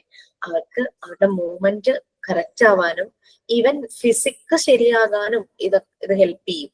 ആ ബോഡിയുടെ കോർഡിനേഷൻ, മൂവ്മെന്റ്സിന്റെ കോർഡിനേഷൻ ഒക്കെ ശരിയാവും. റൈറ്റ് എൻവയോൺമെന്റ് അതിന് പ്രൊവൈഡ് ചെയ്യണം. അത് കുറഞ്ഞാലാണ് അതിന്റെ ബാലൻസിങ്, കോർഡിനേഷൻ ഒന്നും ശരിയല്ലാതെ വരും. ഈ നമ്മുടെ വീടിന്റെ അടുത്തൊരു കുട്ടി ഉണ്ടായിരുന്നു, അത് പെൺകുട്ടിയാണ്. അപ്പൊ അതിങ്ങനെ ഒരു വയസ്സൊക്കെ കഴിയുമ്പോൾ കുട്ടികൾ നടക്കാൻ തുടങ്ങുമല്ലോ. അപ്പൊ ഈ പാദം ഇങ്ങനെ ഇച്ചിരി വളഞ്ഞ്, ഇപ്പൊ റൈറ്റ് ലെഗ് ആണെങ്കിൽ റൈറ്റ് സൈഡിലേക്ക്, ലെഫ്റ്റ് ലെഗ് ലെഫ്റ്റ് സൈഡിലേക്ക് ആ പാദം ഇങ്ങനെ ഇച്ചിരി വളഞ്ഞു പോകുന്നു കുട്ടീനെ. ഇത് കണ്ടിട്ട് അമ്മ അവരോട് പറഞ്ഞു, ഈ കുഞ്ഞുങ്ങൾ സൈക്കിൾ ചവിട്ടുന്ന പ്രായമാകുമ്പോൾ നമ്മൾ സൈക്കിൾ വാങ്ങിച്ചു കൊടുക്കില്ലേ? അപ്പൊ ആ പ്രായമായിരുന്നു. അപ്പൊ സൈക്കിൾ ഒന്ന് വാങ്ങിച്ചു കൊടുക്കുക. അപ്പൊ അതിലിങ്ങനെ വെച്ച് ചവിട്ടുമ്പോൾ ശരിയാകുന്നു പറഞ്ഞു. പക്ഷെ എന്റെ അമ്മ നല്ല ഉദ്ദേശിച്ച് പറഞ്ഞതായിരുന്നു. പക്ഷെ അവർക്ക് അത് ഇഷ്ടമായില്ല. എന്നിട്ട് അവരെന്നോട് പറഞ്ഞു, ജിഷയുടെ അമ്മ ഇങ്ങനെ എന്നോട് പറഞ്ഞു എന്ന് പറഞ്ഞു. ഞാനൊന്നും മിണ്ടിയില്ലായിരുന്നു കേട്ടോ. ബട്ട് അവര് ഡോക്ടറെ കാണിക്കാനായിട്ട് കൊണ്ടുപോയി കുട്ടിയെ. അപ്പൊ ഡോക്ടർ സജസ്റ്റ് ചെയ്തതും ഇത് തന്നെയായിരുന്നു, സൈക്കിൾ വാങ്ങിച്ചു കൊടുക്കുക, കുട്ടി സൈക്കിൾ ചവിട്ടട്ടെ, അപ്പൊ ശരിയാവുക. അത് കഴിഞ്ഞപ്പോ അവരെന്ന് എന്നോട് പറഞ്ഞു, ഐ ഫീൽ വെരി സോറി. പിന്നെ അമ്മ പറഞ്ഞ ടോണായിരിക്കാം അവർക്ക് ഇഷ്ടപ്പെടാതിരുന്ന എന്താണോ കേട്ടോ. അതൊരു ഒന്നൊന്ന് മൈൽഡാക്കി പറയണമായിരുന്നു തോന്നുന്നു. ആ ഒരു മൂവ്മെന്റ് അതൊന്ന് കറക്റ്റ് ആവാനായിട്ട് അത് മതി. കാരണം കൊച്ചു പ്രായത്തിൽ നമ്മൾ കറക്റ്റ് ചെയ്യുമ്പോൾ അത് ശരിയാകും. വലുതായിട്ട് അത് ചെയ്യാൻ പോകുമ്പോഴാണ് അത് കറക്റ്റ് ആവാൻ ബുദ്ധിമുട്ടായി വരും. വലുതായി വരുമ്പോഴാണ് പിന്നെ സർജറി അങ്ങനെ ഇങ്ങനെ ഓരോ കാര്യങ്ങളൊക്കെ ചെയ്യേണ്ടതായിട്ട് വരുന്നത്. മോട്ടോ സ്കിൽസ് ഇംപ്രൂവ് ചെയ്യുന്ന ഡെവലപ്പ് ചെയ്യുന്ന ഒരു പ്രായമാണ് ആ ഒരു സമയത്ത്. ബോഡിയുടെ കോർഡിനേഷൻ, അവർ വീഴാതെ അവർക്ക് പിടിച്ച് ബാലൻസ് ചെയ്ത് വെക്കാൻ പറ്റുന്നത്, അതിനവര് നടന്ന് തന്നെ സ്റ്റെപ്സ് കയറാനും അങ്ങനെയുള്ള ബാലൻസ് ഒക്കെ അവർക്ക് കിട്ടണമെങ്കിൽ ആ മൂവ്മെന്റ്സ് കറക്റ്റ് ആയിരിക്കും. അതിനുള്ള എൻവയോൺമെന്റ് പ്രൊവൈഡ് ചെയ്യണം. ഈ പിടിച്ചു വെച്ചുകൊണ്ടിരുന്നു കഴിഞ്ഞാൽ നടക്കില്ല. Next, sensitive to language, sensitive to the social aspects of life. Malnourishment ആണെങ്കിൽ ഇതിനെല്ലാം എന്ത് സംഭവിക്കുന്നു? ഈ 2 പോയിന്റ്സ് ആരാ വായിക്കുക? ലാസ്റ്റ് ആരോ വായിക്കാന്ന് രണ്ടാമത് പറഞ്ഞ പോലെ കേട്ടു. ആരാധീൻ കണ്ടു? Sensitive to language. If a child is not exposed regularly to language during this period of time, his language will be irrevocably damaged. He will become less sensitive to the sound of his language and would have a difficult time learning the structure of his language. Children will also become less confident and may develop low self-concept due to his insufficiency to express himself. Sensitive to the social aspects of life. Depriving the right environment for his sensitivity, the child will feel lonely, hence wanting a lot of attention from the parents. As a result, the child will become very unfriendly and antisocial.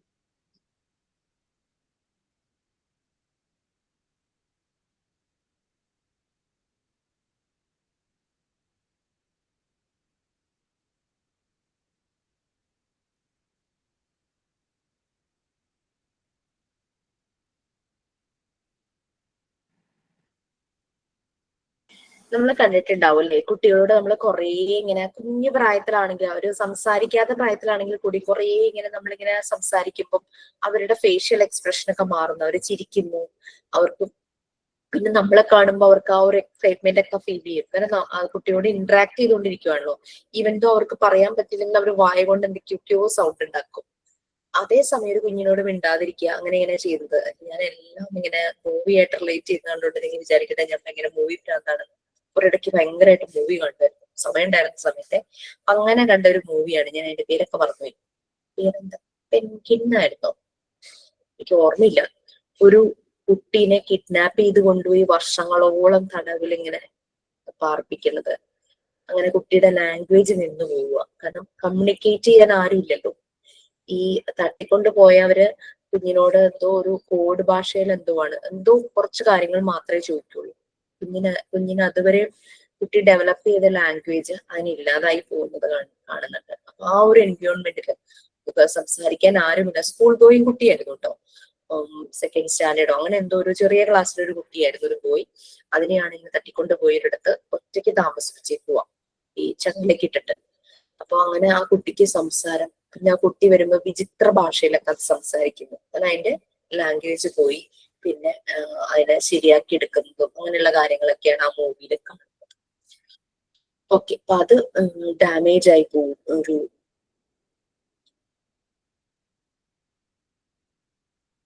ശരിയല്ലാത്ത രീതിയിൽ ഇറവൊക്കാബിളി എന്ന് പറഞ്ഞു കഴിഞ്ഞാല് ശരിയായ മാനറിലല്ലാതെ right വേയിലല്ലാതെ അത് damage ആയി പോകുന്നു. Language sounds ഒന്നും ശ്രദ്ധിക്കില്ല, അങ്ങനെ ഒരു എൻവയോൺമെന്റ് പ്രൊവൈഡ് ചെയ്യാതെ വരുമ്പോ. അപ്പോ ലേണിംഗ് സ്ട്രക്ചർ തന്നെ, കുട്ടിയുടെ ലേണിംഗ് സ്ട്രക്ചർ തന്നെ മാറും. പലപ്പോഴും ഈ കുട്ടികൾ പിന്നെ സ്കൂളിലേക്ക് വരുമ്പോൾ ഭയങ്കരമായിട്ട് ചലഞ്ചിങ് ആകാറുണ്ട് ടീച്ചേഴ്സിന്. കുറേ ആക്ടിവിറ്റീസിലൂടെ വേണം അവരെ പിന്നെ കറക്റ്റ് ചെയ്തെടുക്കാനായിട്ട്. അതേസമയം അവർക്ക് അങ്ങനെ സംസാരിക്കാൻ ആരെങ്കിലും ഉണ്ട്, ഇന്ററാക്ഷൻ ആരെങ്കിലും ഉണ്ട്, അവര് പല ശബ്ദങ്ങൾ കേൾക്കുന്നു, അങ്ങനെ ഒരു എൻവയോൺമെന്റിലൂടെയാണ് വരുന്നതെങ്കിൽ it's very easy for us to give the learning process. ആ ഒരു ലേണിംഗ് പ്രോസസ്സ് അവർക്ക് കൊടുക്കാൻ വളരെ ഈസി ആയിരിക്കും. മറ്റേത് അവർക്ക് ഒരു ശബ്ദവും പരിചയമില്ല.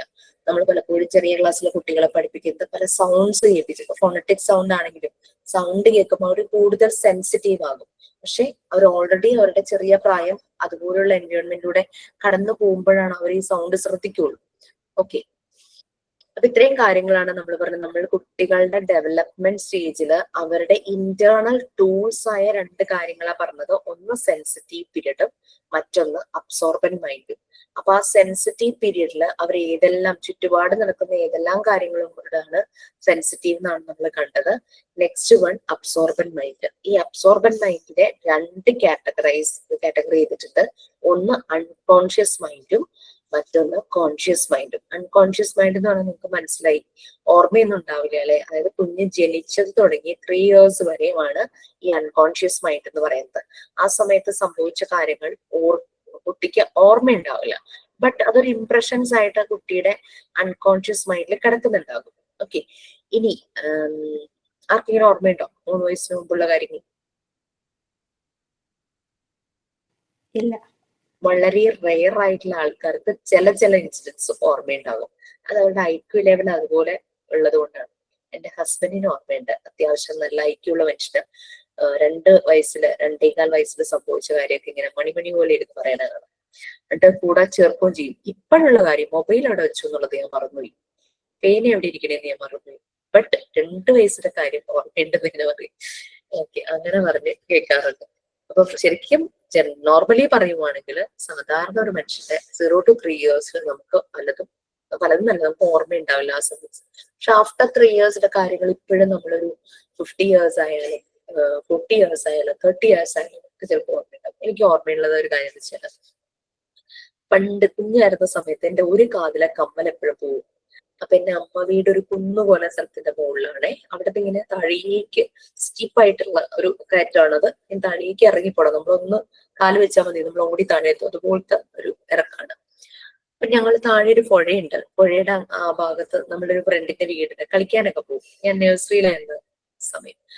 അന്നത്തെ പ്രായത്തില് കുഞ്ഞ് ഈ മൊട്ട് കമ്മലുണ്ടല്ലോ, അതായിരുന്നു കാതിലുണ്ടായിരുന്നത്. അപ്പൊ അങ്ങനെ ആ വീട്ടിലേക്ക് കളിക്കാൻ പോയപ്പോ എന്റെ കമ്മൽ എവിടെയോ നഷ്ടപ്പെട്ടു. അപ്പൊ ഞാനും എന്റെ മുത്തശ്ശനും കൂടെ ഈ കമ്മൽ ആ കുന്നില് മുഴുവനും അന്വേഷിച്ച് നടന്നതൊക്കെ എനിക്ക് ഓർമ്മയുണ്ട്. അത് കിട്ടിയതും ഒക്കെ ഓർമ്മയുണ്ട്. പിന്നെ ഇങ്ങനെ സ്ലേറ്റില് ഞാൻ നമ്മളുടെ മഷിത്തണ്ട് ചെടി ഉണ്ടല്ലോ, മഷിത്തണ്ട് നഴ്സറി പഠിക്കുന്ന സമയത്ത് മഷിത്തണ്ട് ചെടി ഇങ്ങനെ വെച്ചിട്ടാണല്ലോ നമ്മൾ സ്ലേറ്റ് മായ്ക്കുന്നത്. അപ്പം മഷിത്തണ്ട് ചെടിയും കൊണ്ട് മാച്ചിട്ട് എനിക്ക് എന്തോ അത്ര തൃപ്തിയായില്ല. ഞാൻ വെള്ളം തൊട്ട് ഇത് മാച്ചു. ഇത് ഉണങ്ങാൻ സമയം എടുക്കുമല്ലോ വെള്ളം ഇതാക്കുമ്പോ. ഞാനിങ്ങനെ ഉമ്മറത്തെ നമ്മുടെ മുറ്റത്തേക്കുള്ള സ്റ്റെപ്പ് ഉണ്ടല്ലോ, ആ സ്റ്റെപ്പിൽ ഇരുന്നിട്ട് കാലിങ്ങനെ മണ്ണിൽ വെച്ചിട്ട് സ്ലേറ്റ് മടിയിൽ വെച്ച് ഞാൻ പാട്ട് പാടിക്കൊണ്ടിരിക്കുക. വെള്ളം പോ തവളാച്ചി നാളെ വരുമ്പോ പാല് തരാം. നിങ്ങൾ കേട്ടിട്ടുണ്ടോ പാട്ട്? ഇപ്പോഴും അത് ഓർമ്മയുണ്ട്. ഞാൻ ഇത് പാടിക്കൊണ്ടിരിക്കും, എന്റെ കാലിന്റെ അടി കൂടി ഒരു തവള ഓടി. ഈ സെയിം പാട്ട് പാടുമ്പോ ഞാൻ കാണുന്നത് എന്റെ കാലിന്റെ അടി കൂടി തവള ഓടി, തവളയുടെ പുറകെ ഒരു ചേര പോകുന്നു. ഞാൻ കുറെ നേരം എനിക്ക് അനങ്ങാൻ പറ്റാണ്ട് ഞാൻ ഇങ്ങനെ ഇരുന്നു. അതെനിക്ക് നല്ല ഓർമ്മയുണ്ട്. ഒരു 4 വയസ്സൊക്കെ ആവേണ്ട ഒരു ടൈമിലായിരുന്നു. അപ്പൊ എന്നോട് പറയുമായിരുന്നു, പാട്ട് പാടി തവളേനെയും പാമ്പിനെയും കൊണ്ടുവന്നു എന്ന് പറഞ്ഞ അമ്മൂമ്മ ഇങ്ങനെ കളിയാക്കി പറയുന്നേക്കെ. ഓക്കെ, അപ്പൊ അതൊക്കെ ഒരു കാലം. അതാണ് ഒരു 3 years വരെ നമുക്കിതൊന്നും ഓർമ്മയുണ്ടാവില്ല. ആഫ്റ്റർ 3 years ഭയങ്കര മെമ്മറി ആയിരിക്കും എന്നാണ് പറയുന്നത്. കോൺഷ്യസ് മൈൻഡ് ആയിരിക്കും.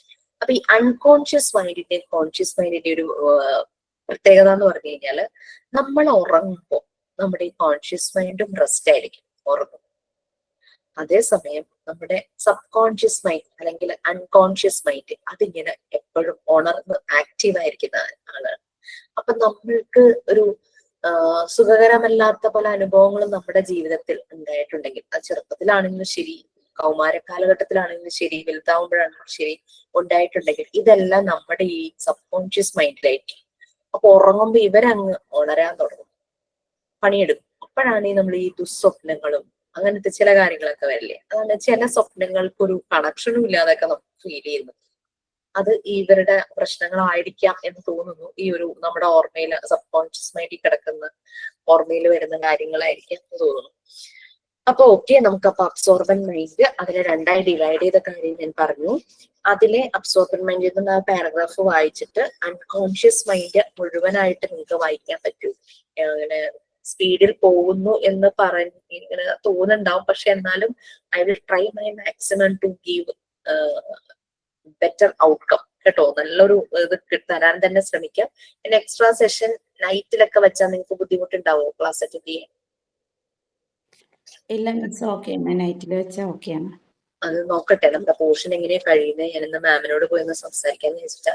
അപ്പോ മൺഡേ ട്യൂസ്ഡേ പറ്റുള്ളൂ, കാരണം ബുധനാഴ്ച തുടങ്ങി നിങ്ങൾക്ക് PG ക്ലാസ് ഉണ്ടല്ലോ. ബുധൻ വ്യാഴം വെള്ളി ശനിയാഴ്ച എനിക്ക് നമുക്ക് മണിപ്പൂരിന്ന് 2-3 കുട്ടികളുണ്ട്, 3 കുട്ടികളുണ്ട് ക്ലാസ് അറ്റൻഡ് ചെയ്യാൻ. അപ്പൊ ഒരു സ്പെഷ്യൽ ബാച്ച് പോലെ അവർക്ക് ആഴ്ചയിൽ ഒരു ദിവസം അവർക്ക് ഇംഗ്ലീഷിൽ തന്നെ വേണമല്ലോ ക്ലാസ്. അവർക്ക് ഒരു MT13 ആണ്.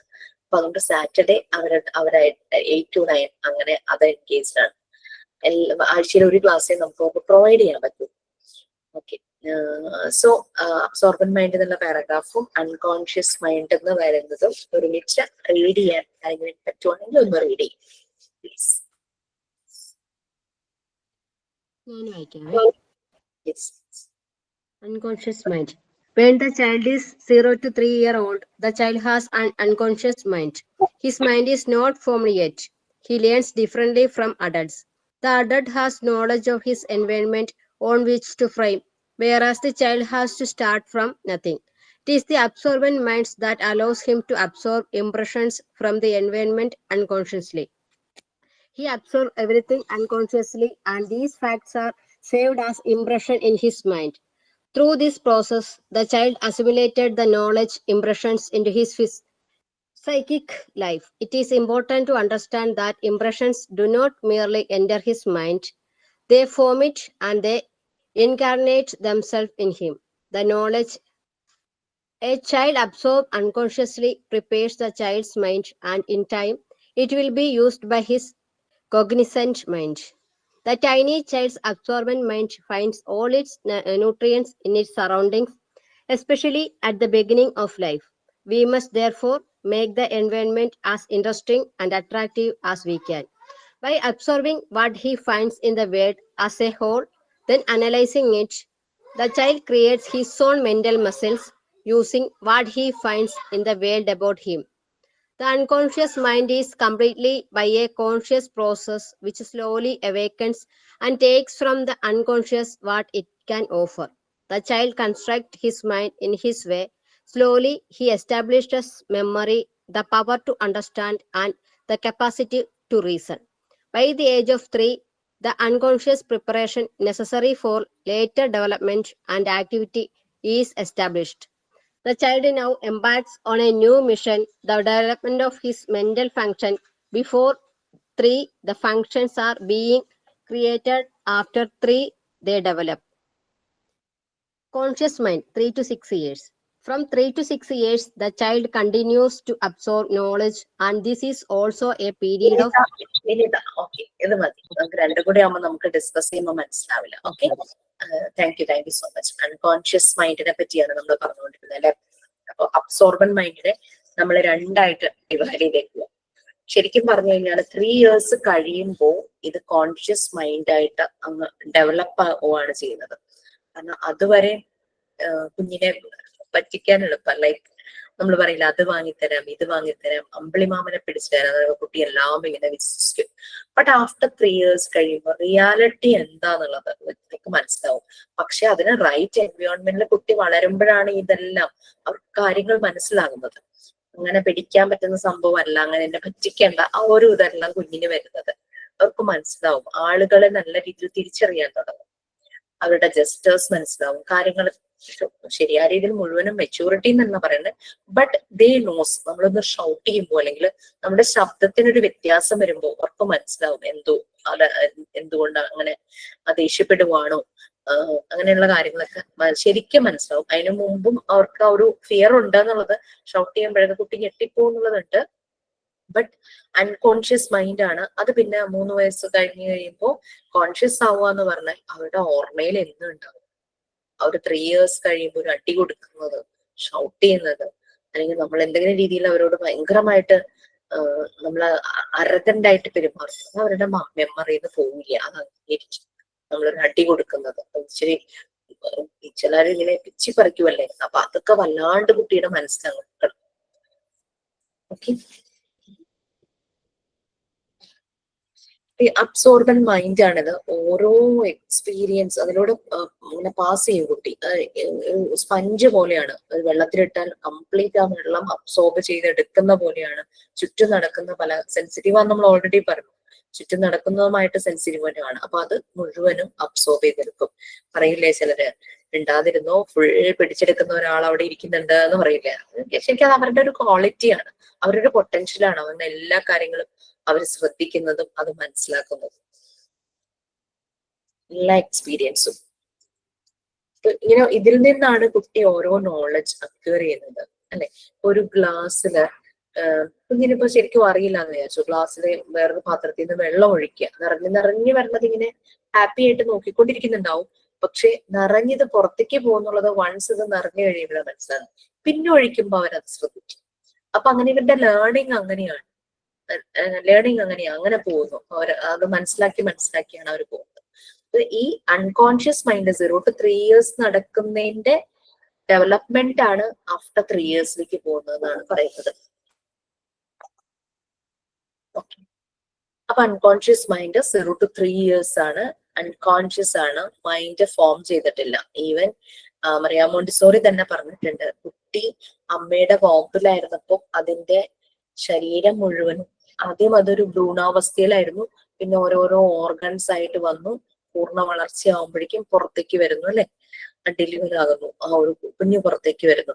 പക്ഷെ പുറത്തേക്ക് വരുമ്പോ ശരീരത്തിലെ ഓർഗൻസ് എല്ലാം ആയിന്നേ ഉള്ളൂ, മനസ്സപ്പോഴും എംബ്രിയോ സ്റ്റേജിലാണെന്നാണ് മറിയ മോണ്ടിസോറി പറയുന്നത്, ഭ്രൂണാവസ്ഥയിലാണ്. അപ്പൊ അങ്ങനെയുള്ള മനസ്സിനെ മറിയ മോണ്ടിസോറി വിളിച്ച പേരാണ് സ്പിരിച്വൽ എംബ്രിയോ. ആ ഒരു മൈൻഡിന്, ഭ്രൂണാവസ്ഥയിലുള്ള മൈൻഡിന് മറിയ മോണ്ടിസോറി കൊടുത്ത പേരായിരുന്നു സ്പിരിച്വൽ എംബ്രിയോ. അപ്പൊ അങ്ങനെയാണ് കുട്ടികളുടെ രീതി. അതാണ് ഹ്യൂമൻ ബീയിങ്സിനെയും അനിമൽസിനെയും വെച്ച് കമ്പയർ ചെയ്ത് പറഞ്ഞതെന്ന്. അഡൾട്ടിനെ പോലെ അല്ല കുഞ്ഞുങ്ങള് അല്ലെ. കുട്ടികള് ലേൺ ചെയ്യുന്നത് വ്യത്യാസമായിട്ടായിരിക്കും അഡൾട്ടിനേക്കാളും. അഡൽട്സ് എന്ന് പറഞ്ഞു കഴിഞ്ഞാൽ already D know everything about the environment.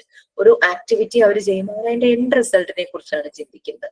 ഒരു ജഗ്ഗിൽ നിന്ന് ഗ്ലാസ്സിലേക്ക് വെള്ളം നിറയ്ക്കാൻ പറയുമ്പോൾ അവർക്കറിയാം ഗ്ലാസ് ഫില്ല് ചെയ്യുക, അതാണ് എന്റെ ജോലി, അത് ചെയ്യും. പക്ഷെ കുഞ്ഞ് ആ പ്രോസസ് എൻജോയ് ചെയ്യുന്നു, അവൻ പലതും അതിൽ നിന്ന് ലേൺ ചെയ്യുവാണ്. വെള്ളം തെറിക്കുന്നു, സോ തെറിക്കാതെ ഒഴിക്കാൻ നോക്കണം, അതെല്ലാം ചെയ്യുന്നു. തെറിച്ചു കഴിഞ്ഞാൽ മോപ്പെടുത്ത് തുടയ്ക്കാൻ, അത് കുട്ടിയെ നമുക്ക് ട്രെയിൻ ചെയ്യിക്കാം.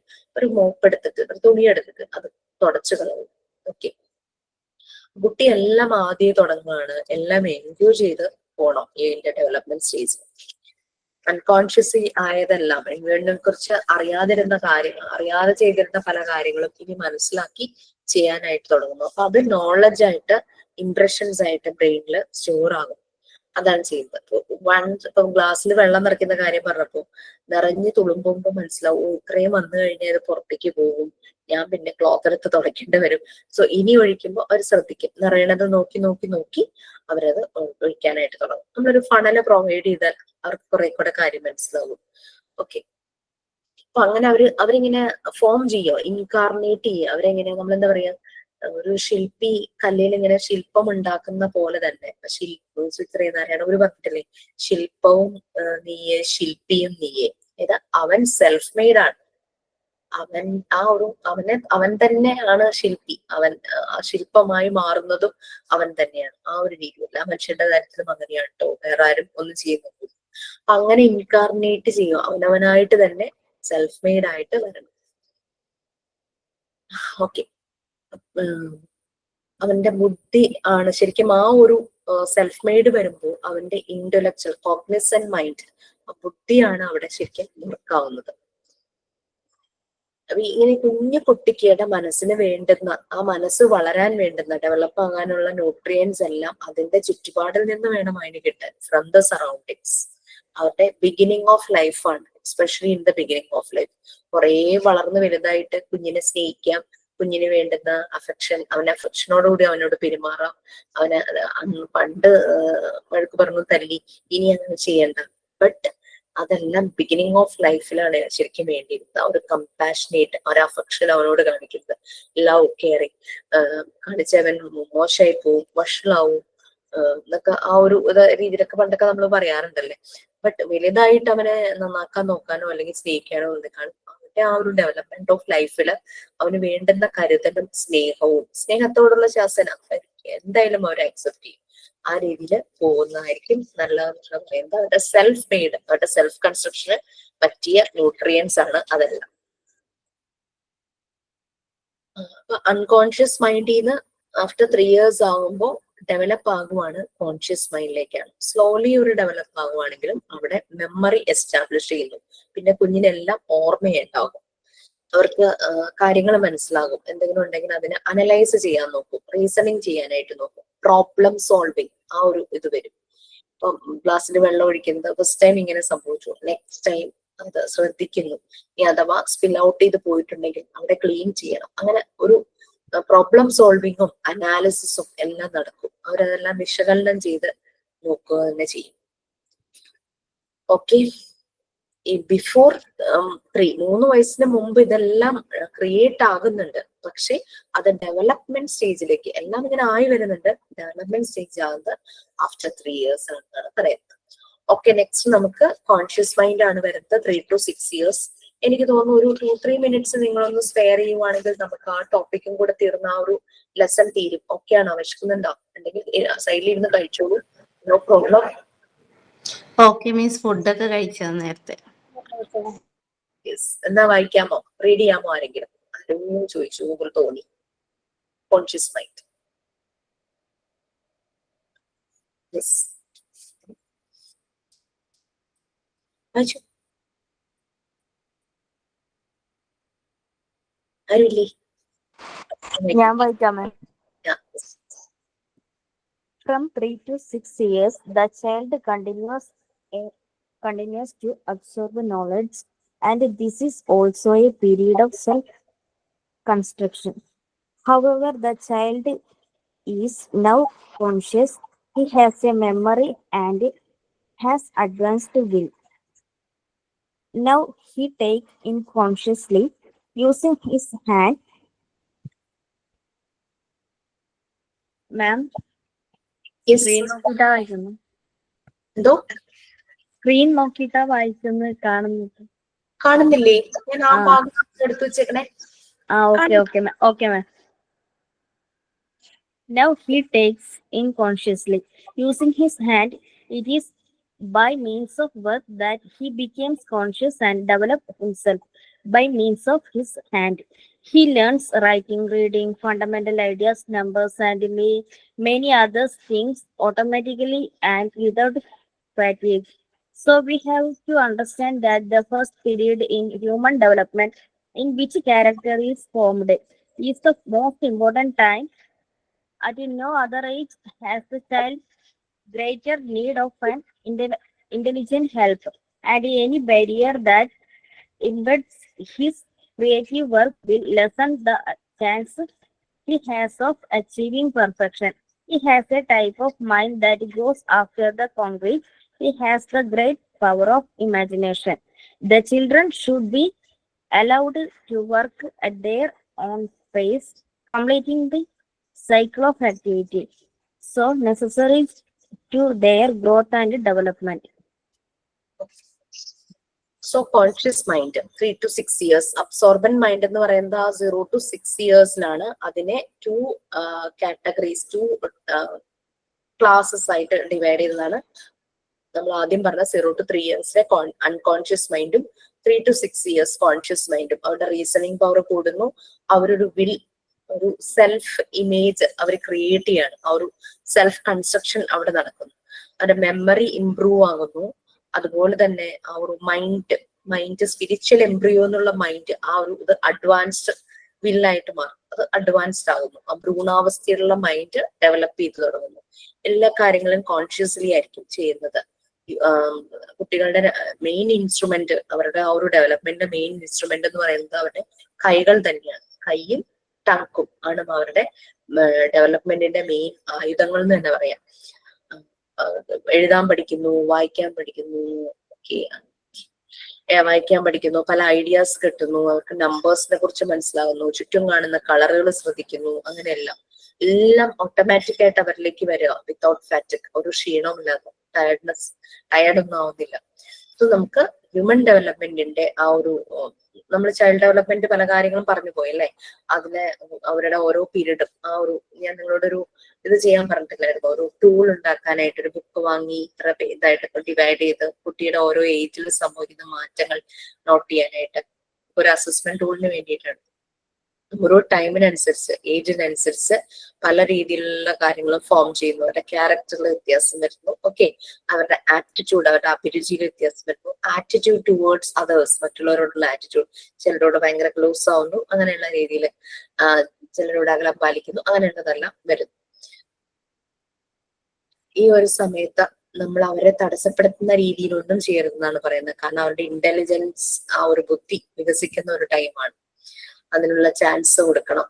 അത് പെർഫെക്ഷനിലേക്ക് ഓരോ കാര്യങ്ങളും ചെയ്യാനുള്ള രീതിയിൽ ചാൻസ് കൊടുക്കണം. ഈ അവർ ചെയ്യുന്ന ഓരോ ആക്ടിവിറ്റിയും അവരുടെ ഗ്രോത്തും ഡെവലപ്മെന്റിനും നെസസറി ആയിട്ടുള്ളതാണ്. അവർ ഈ സമയത്ത് ചെയ്യുന്ന പല ആക്ടിവിറ്റീസും. അതുകൊണ്ടാണ് ഇപ്പൊ ടോയ്സിൽ പോലും ഏജ് മാർക്ക് ചെയ്താണ് ഓരോ ടോയ്സ് കളിക്കുന്നത്. അല്ലെ, ഏത് ഏജിന് അപ്രോപ്രിയേറ്റ് ആയിട്ടുള്ളതാണ്. ഇമാജിനേഷൻ, ക്രിയേറ്റിവിറ്റി ഒക്കെ ഡെവലപ്പ് ചെയ്യുന്ന ഒരു ടൈമാണ് ഈ ഒരു ടൈം എന്ന് പറയുന്നത്. ഓക്കെ, ഇപ്പൊ ഇങ്ങനെ ഒരു കുട്ടി സെൽഫ് മെയ്ഡ് ആകുന്നു. അനിമൽസുമായിട്ട് കമ്പയർ ചെയ്യുമ്പോൾ ഹ്യൂമൻസിനുണ്ടാകുന്ന കുറെ കാര്യങ്ങളും അവർക്ക് എങ്ങനെയുള്ള നറിഷ്മെന്റ് പ്രൊവൈഡ് ചെയ്യണം, എൻവിയോൺമെന്റ്, ഫുഡ് ഹാബിറ്റ്സ്, ഫുഡൊക്കെ നമ്മൾ നല്ല ന്യൂട്രീഷ്യസ് കൊടുത്താലും പലപ്പോഴും അവർ വളരുന്ന സറൗണ്ടിങ്സിൽ പല മാൽ നറിഷ്മെന്റ് സംഭവിക്കുമ്പോഴാണ് കുട്ടികളുടെ വളർച്ച മുരടിക്കുന്നത്. Okay okay, then sign out ഉണ്ടോ ആരെങ്കിലും? അതോ ആണോ? ഒരു പാട്ട് പാടട്ടെ? പാടൂ. ഓക്കെ, ചോറ് കഴിച്ചോ ടീച്ചറെ? ഇല്ല. കഴിച്ചാ? ഇല്ലേ? ഇല്ലേ, കഴിക്കാൻ പോകുന്നുള്ളൂ അല്ലേ? ഓക്കെ. ആ പാടാൻ സമ്മതിക്കില്ലേ? ഓക്കെ ഓക്കെ, അല്ല കുഴപ്പമൊന്നുമില്ല. കണ്ണോട് കണ്ടപ്പോൾ കണ്ടെത്തി ഞാൻ 1000 താരകൾ പൂത്തു എന്ന്, പിന്നെയും പിന്നെയും കണ്ട നേരം പുഞ്ചിരി പൂത്തുലഞ്ഞു. കാണാതെ വയ്യെന്ന തോന്നലായി, കണ്ടിട്ടും കണ്ടിട്ടും പോരാതായി, തൊട്ടപ്പോൾ ആത്മാവിൻ തേൻ നിറഞ്ഞു, പൂ പോലെ നീ വിരിഞ്ഞു. ഉള്ളിൽ ഒളിച്ചൊരു മോഹമെല്ലാം കള്ളത്തരങ്ങളിൻ തുള്ളികളായി, കണ്ട നേരം കൊണ്ടലായി, കൊണ്ടലിൽ മിന്നലായി. മിന്നൽ വള കയ്യിലിട്ട പെണ്ണഴകേ, എത്തിത്തോടാൻ എത്തുകില്ല മാറിവില്ലാണു നീ. മിന്നൽ വള കയ്യിലിട്ട പെണ്ണഴകേ, എത്തിത്തോടാൻ എത്തുകില്ല മാറിവില്ലാണു നീ. ഈറൻമൂടി കൊതിയൊരുങ്ങി വെണ്ണില ചന്ദനം തൊട്ടു, അത്തിമരച്ചോട്ടിൽ വന്നാൽ താരകരാവ്.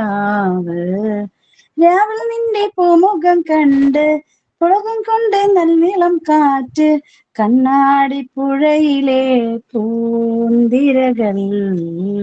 രാവല്ലോ തീരത്തെ ഓളങ്ങൾ, തീരത്തെ ദാഹത്തിൻ താളങ്ങൾ. ആരിതിൽ നാം പോയിടാം,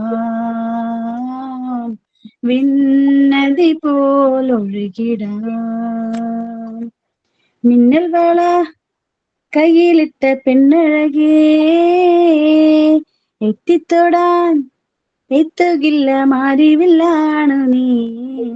മിന്നൽ വള കയ്യിലിട്ട പെണ്ണഴകേ, എത്തിത്തൊടാൻ എത്തുകില്ല മാറിവില്ലാണു നീ. Okay, by.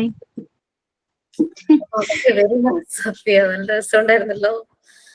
സൂപ്പർ ആയിരുന്നു സഫിയ. നല്ല, ഈ സോങ് ഇപ്പൊ വന്നതിന് ശേഷം എല്ലാരും പാടണം. അപ്പൊ എനിക്ക് ഭയങ്കര ഇഷ്ടപ്പെട്ടു ഇത്. ഓരോരുത്തരുടെ ഇങ്ങനെ പുറത്തേക്ക് വരട്ടെ. ക്ലാസ്സുകൾ കുറവാണ്, അപ്പം മാക്സിമം പാർട്ടിസിപ്പേറ്റ് ചെയ്യാം. Okay, fine. Okay, thank you ma'am. Thank you teacher. Thank you miss. Thank you ma'am. Thank you miss. Thank you teacher. മിസ്സേ, ഞങ്ങളുടെ എക്സാം ഒന്ന് എളുപ്പമാക്കി തരണേ, ഞങ്ങള് പേടിച്ചിരിക്കുക. എക്സാം എളുപ്പമാകാൻ നിങ്ങൾ വിചാരിച്ച പോലെ അല്ലേ, കഴിഞ്ഞ പ്രാവശ്യം എക്സാം ഇടുന്ന സമയത്ത് മോക്ക് ടെസ്റ്റ് ഒന്നും അധികം ക്വസ്റ്റ്യൻസ് ഒന്നും വന്നിട്ടില്ല എന്ന് പറയുന്നുണ്ടായിരുന്നു. മോഡൽ എക്സാം ഇടുമ്പോ മോഡൽ എക്സാമിന് മോക്ക് ടെസ്റ്റ് അധികം വരില്ല. പക്ഷെ ഞാൻ ഇട്ടിട്ടുണ്ടായിരുന്നു. കാരണം എന്താന്ന് വെച്ചാല് മോഡൽ എക്സാം വീണ്ടും ഒരു പ്രാക്ടീസാണ്. അപ്പൊ നിങ്ങൾക്ക് എന്താന്ന് വെച്ച് കഴിഞ്ഞാൽ കിട്ടുന്ന റിസോഴ്സ് അപ്പൊ കൂടുതലല്ലേ. മോക്ക് ടെസ്റ്റിന്റെ ക്വസ്റ്റ്യൻസ് ഉണ്ടാവും. അപ്പൊ അതിലില്ലാത്ത ക്വസ്റ്റ്യൻസ് ആണ് മോഡൽ എക്സാമിന് വരുന്നെങ്കിൽ റെഫറൻസ് നമുക്ക് അവിടെ കൂടി. പിന്നെ മെയിൻ എക്സാം ഞാൻ എടുക്കുന്നത് ഞാൻ പറയാം, മെയിൻ എക്സാമിന്റെ ക്വസ്റ്റ്യൻസ് മോക്ക് ടെസ്റ്റിൽ നിന്നും മോഡൽ എക്സാമിൽ നിന്നുമാണ് കൂടുതൽ വരുന്നത്. അങ്ങനെ ഇടണം എന്നാണ്. കുറച്ച് കുട്ടികൾ പറയുന്നുണ്ടായിരുന്നു കുറെ പോർഷൻസ് തീരാനുണ്ടല്ലോ, അപ്പൊ നമുക്കിനി മോക്ക് ടെസ്റ്റ് മാത്രം കൂടുതൽ കോൺസെൻട്രേഷൻ ചെയ്തുകൊണ്ട് അത് മാത്രം പഠിക്കാലോ, അങ്ങനെയുള്ള ഒപ്പീനിയൻ ഒക്കെ ഓരോരുത്തർ പറയുന്നുണ്ടായിരുന്നു. പക്ഷെ അതൊന്നും വരുന്നില്ലെങ്കിൽ പിന്നെ പെടില്ലേ. മോഡൽ എക്സാമിന് മോക്ക് ടെസ്റ്റ് മാത്രമായിട്ട് ചോദിക്കാത്തതിന് കാരണം ഞാനിപ്പോ പറഞ്ഞത്, നിങ്ങൾക്കൊരു എക്സ്ട്രാ സോഴ്സും കൂടെ കിട്ടുന്നതാണല്ലോ മോഡൽ എക്സാം എന്ന് പറയുന്നത്. കൂടുതൽ ക്വസ്റ്റ്യൻസ് എക്സ്ട്രാ കിട്ടുന്നു. ഓക്കെ, അപ്പൊ എല്ലാം പഠിച്ചിരിക്കണം എന്നർത്ഥം അല്ലേ? അതുമല്ല, ക്വസ്റ്റ്യൻ ഇടുന്ന ഒരു പാറ്റേൺ എന്ന് പറഞ്ഞു കഴിഞ്ഞാല് ഭയങ്കരമായി ഞാൻ ഇടുന്ന കേട്ടോ ടെക്സ്റ്റിന് അങ്ങനെ നമ്മൾ കാണാതെ പഠിക്കുക അങ്ങനത്തെ ഇല്ല. നമ്മളൊന്ന് ചിന്തിക്കുമ്പോൾ നമുക്ക് ആൻസർ കിട്ടുന്നത്. അല്ലെങ്കിൽ നമുക്കിപ്പോ ടോപ്പിക് അറിയാം, പക്ഷെ ആൻസർ എന്താന്ന് കണ്ടുപിടിക്കാനായിട്ട് ബുദ്ധിമുട്ട് തോന്നുന്നു. എല്ലാ ഓപ്ഷനും ഒന്ന് വായിക്കുമ്പോൾ നമുക്ക് മനസ്സിലാകും ആൻസർ ഏതാണ്. അങ്ങനത്തെ രീതിയിലാണ് ഞാൻ ക്വസ്റ്റ്യൻ ഇടാറ്. അങ്ങനെ ബുദ്ധിമുട്ട് വരാറില്ല. എന്തായാലും കുറച്ച് കഷ്ടമില്ലാത്ത പോലെ കുറച്ച് ഈസി ആയിട്ടൊക്കെ ഇടുന്നുണ്ട് ടീച്ചർ. പെട്ടെന്ന് കണ്ടക്ട് ചെയ്തതായതുകൊണ്ട് ആരാ ക്വസ്റ്റ്യൻ ഇടുന്നതെന്ന് നമുക്കറിയില്ല, അവരുടെ പറയണം. നിങ്ങളെ ഓരോ ടോപ്പിക്സ് പഠിപ്പിച്ച ടീച്ചേഴ്സ് ആയിരിക്കും ആ ടോപ്പിക്കിൽ നിന്നും എടുത്തത്. 45 ക്വസ്റ്റ്യൻ അല്ലേ, 5 ക്വസ്റ്റ്യൻസ് ഇംഗ്ലീഷിൽ നിന്ന്, ടോട്ടൽ 50 ക്വസ്റ്റ്യൻസ്, 100 മാർക്സ്. 100 മാർക്കാണ് അതിന്, 2 മാർക്കാ ഒരു ക്വസ്റ്റ്യന്.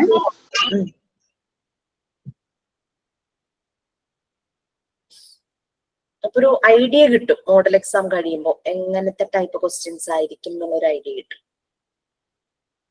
ഓക്കെ, വലിയൊരു ടാസ്ക് ആണ്, ഇത്രയും പോർഷൻസ് നമ്മൾ വായിച്ചു വരണ്ടേ.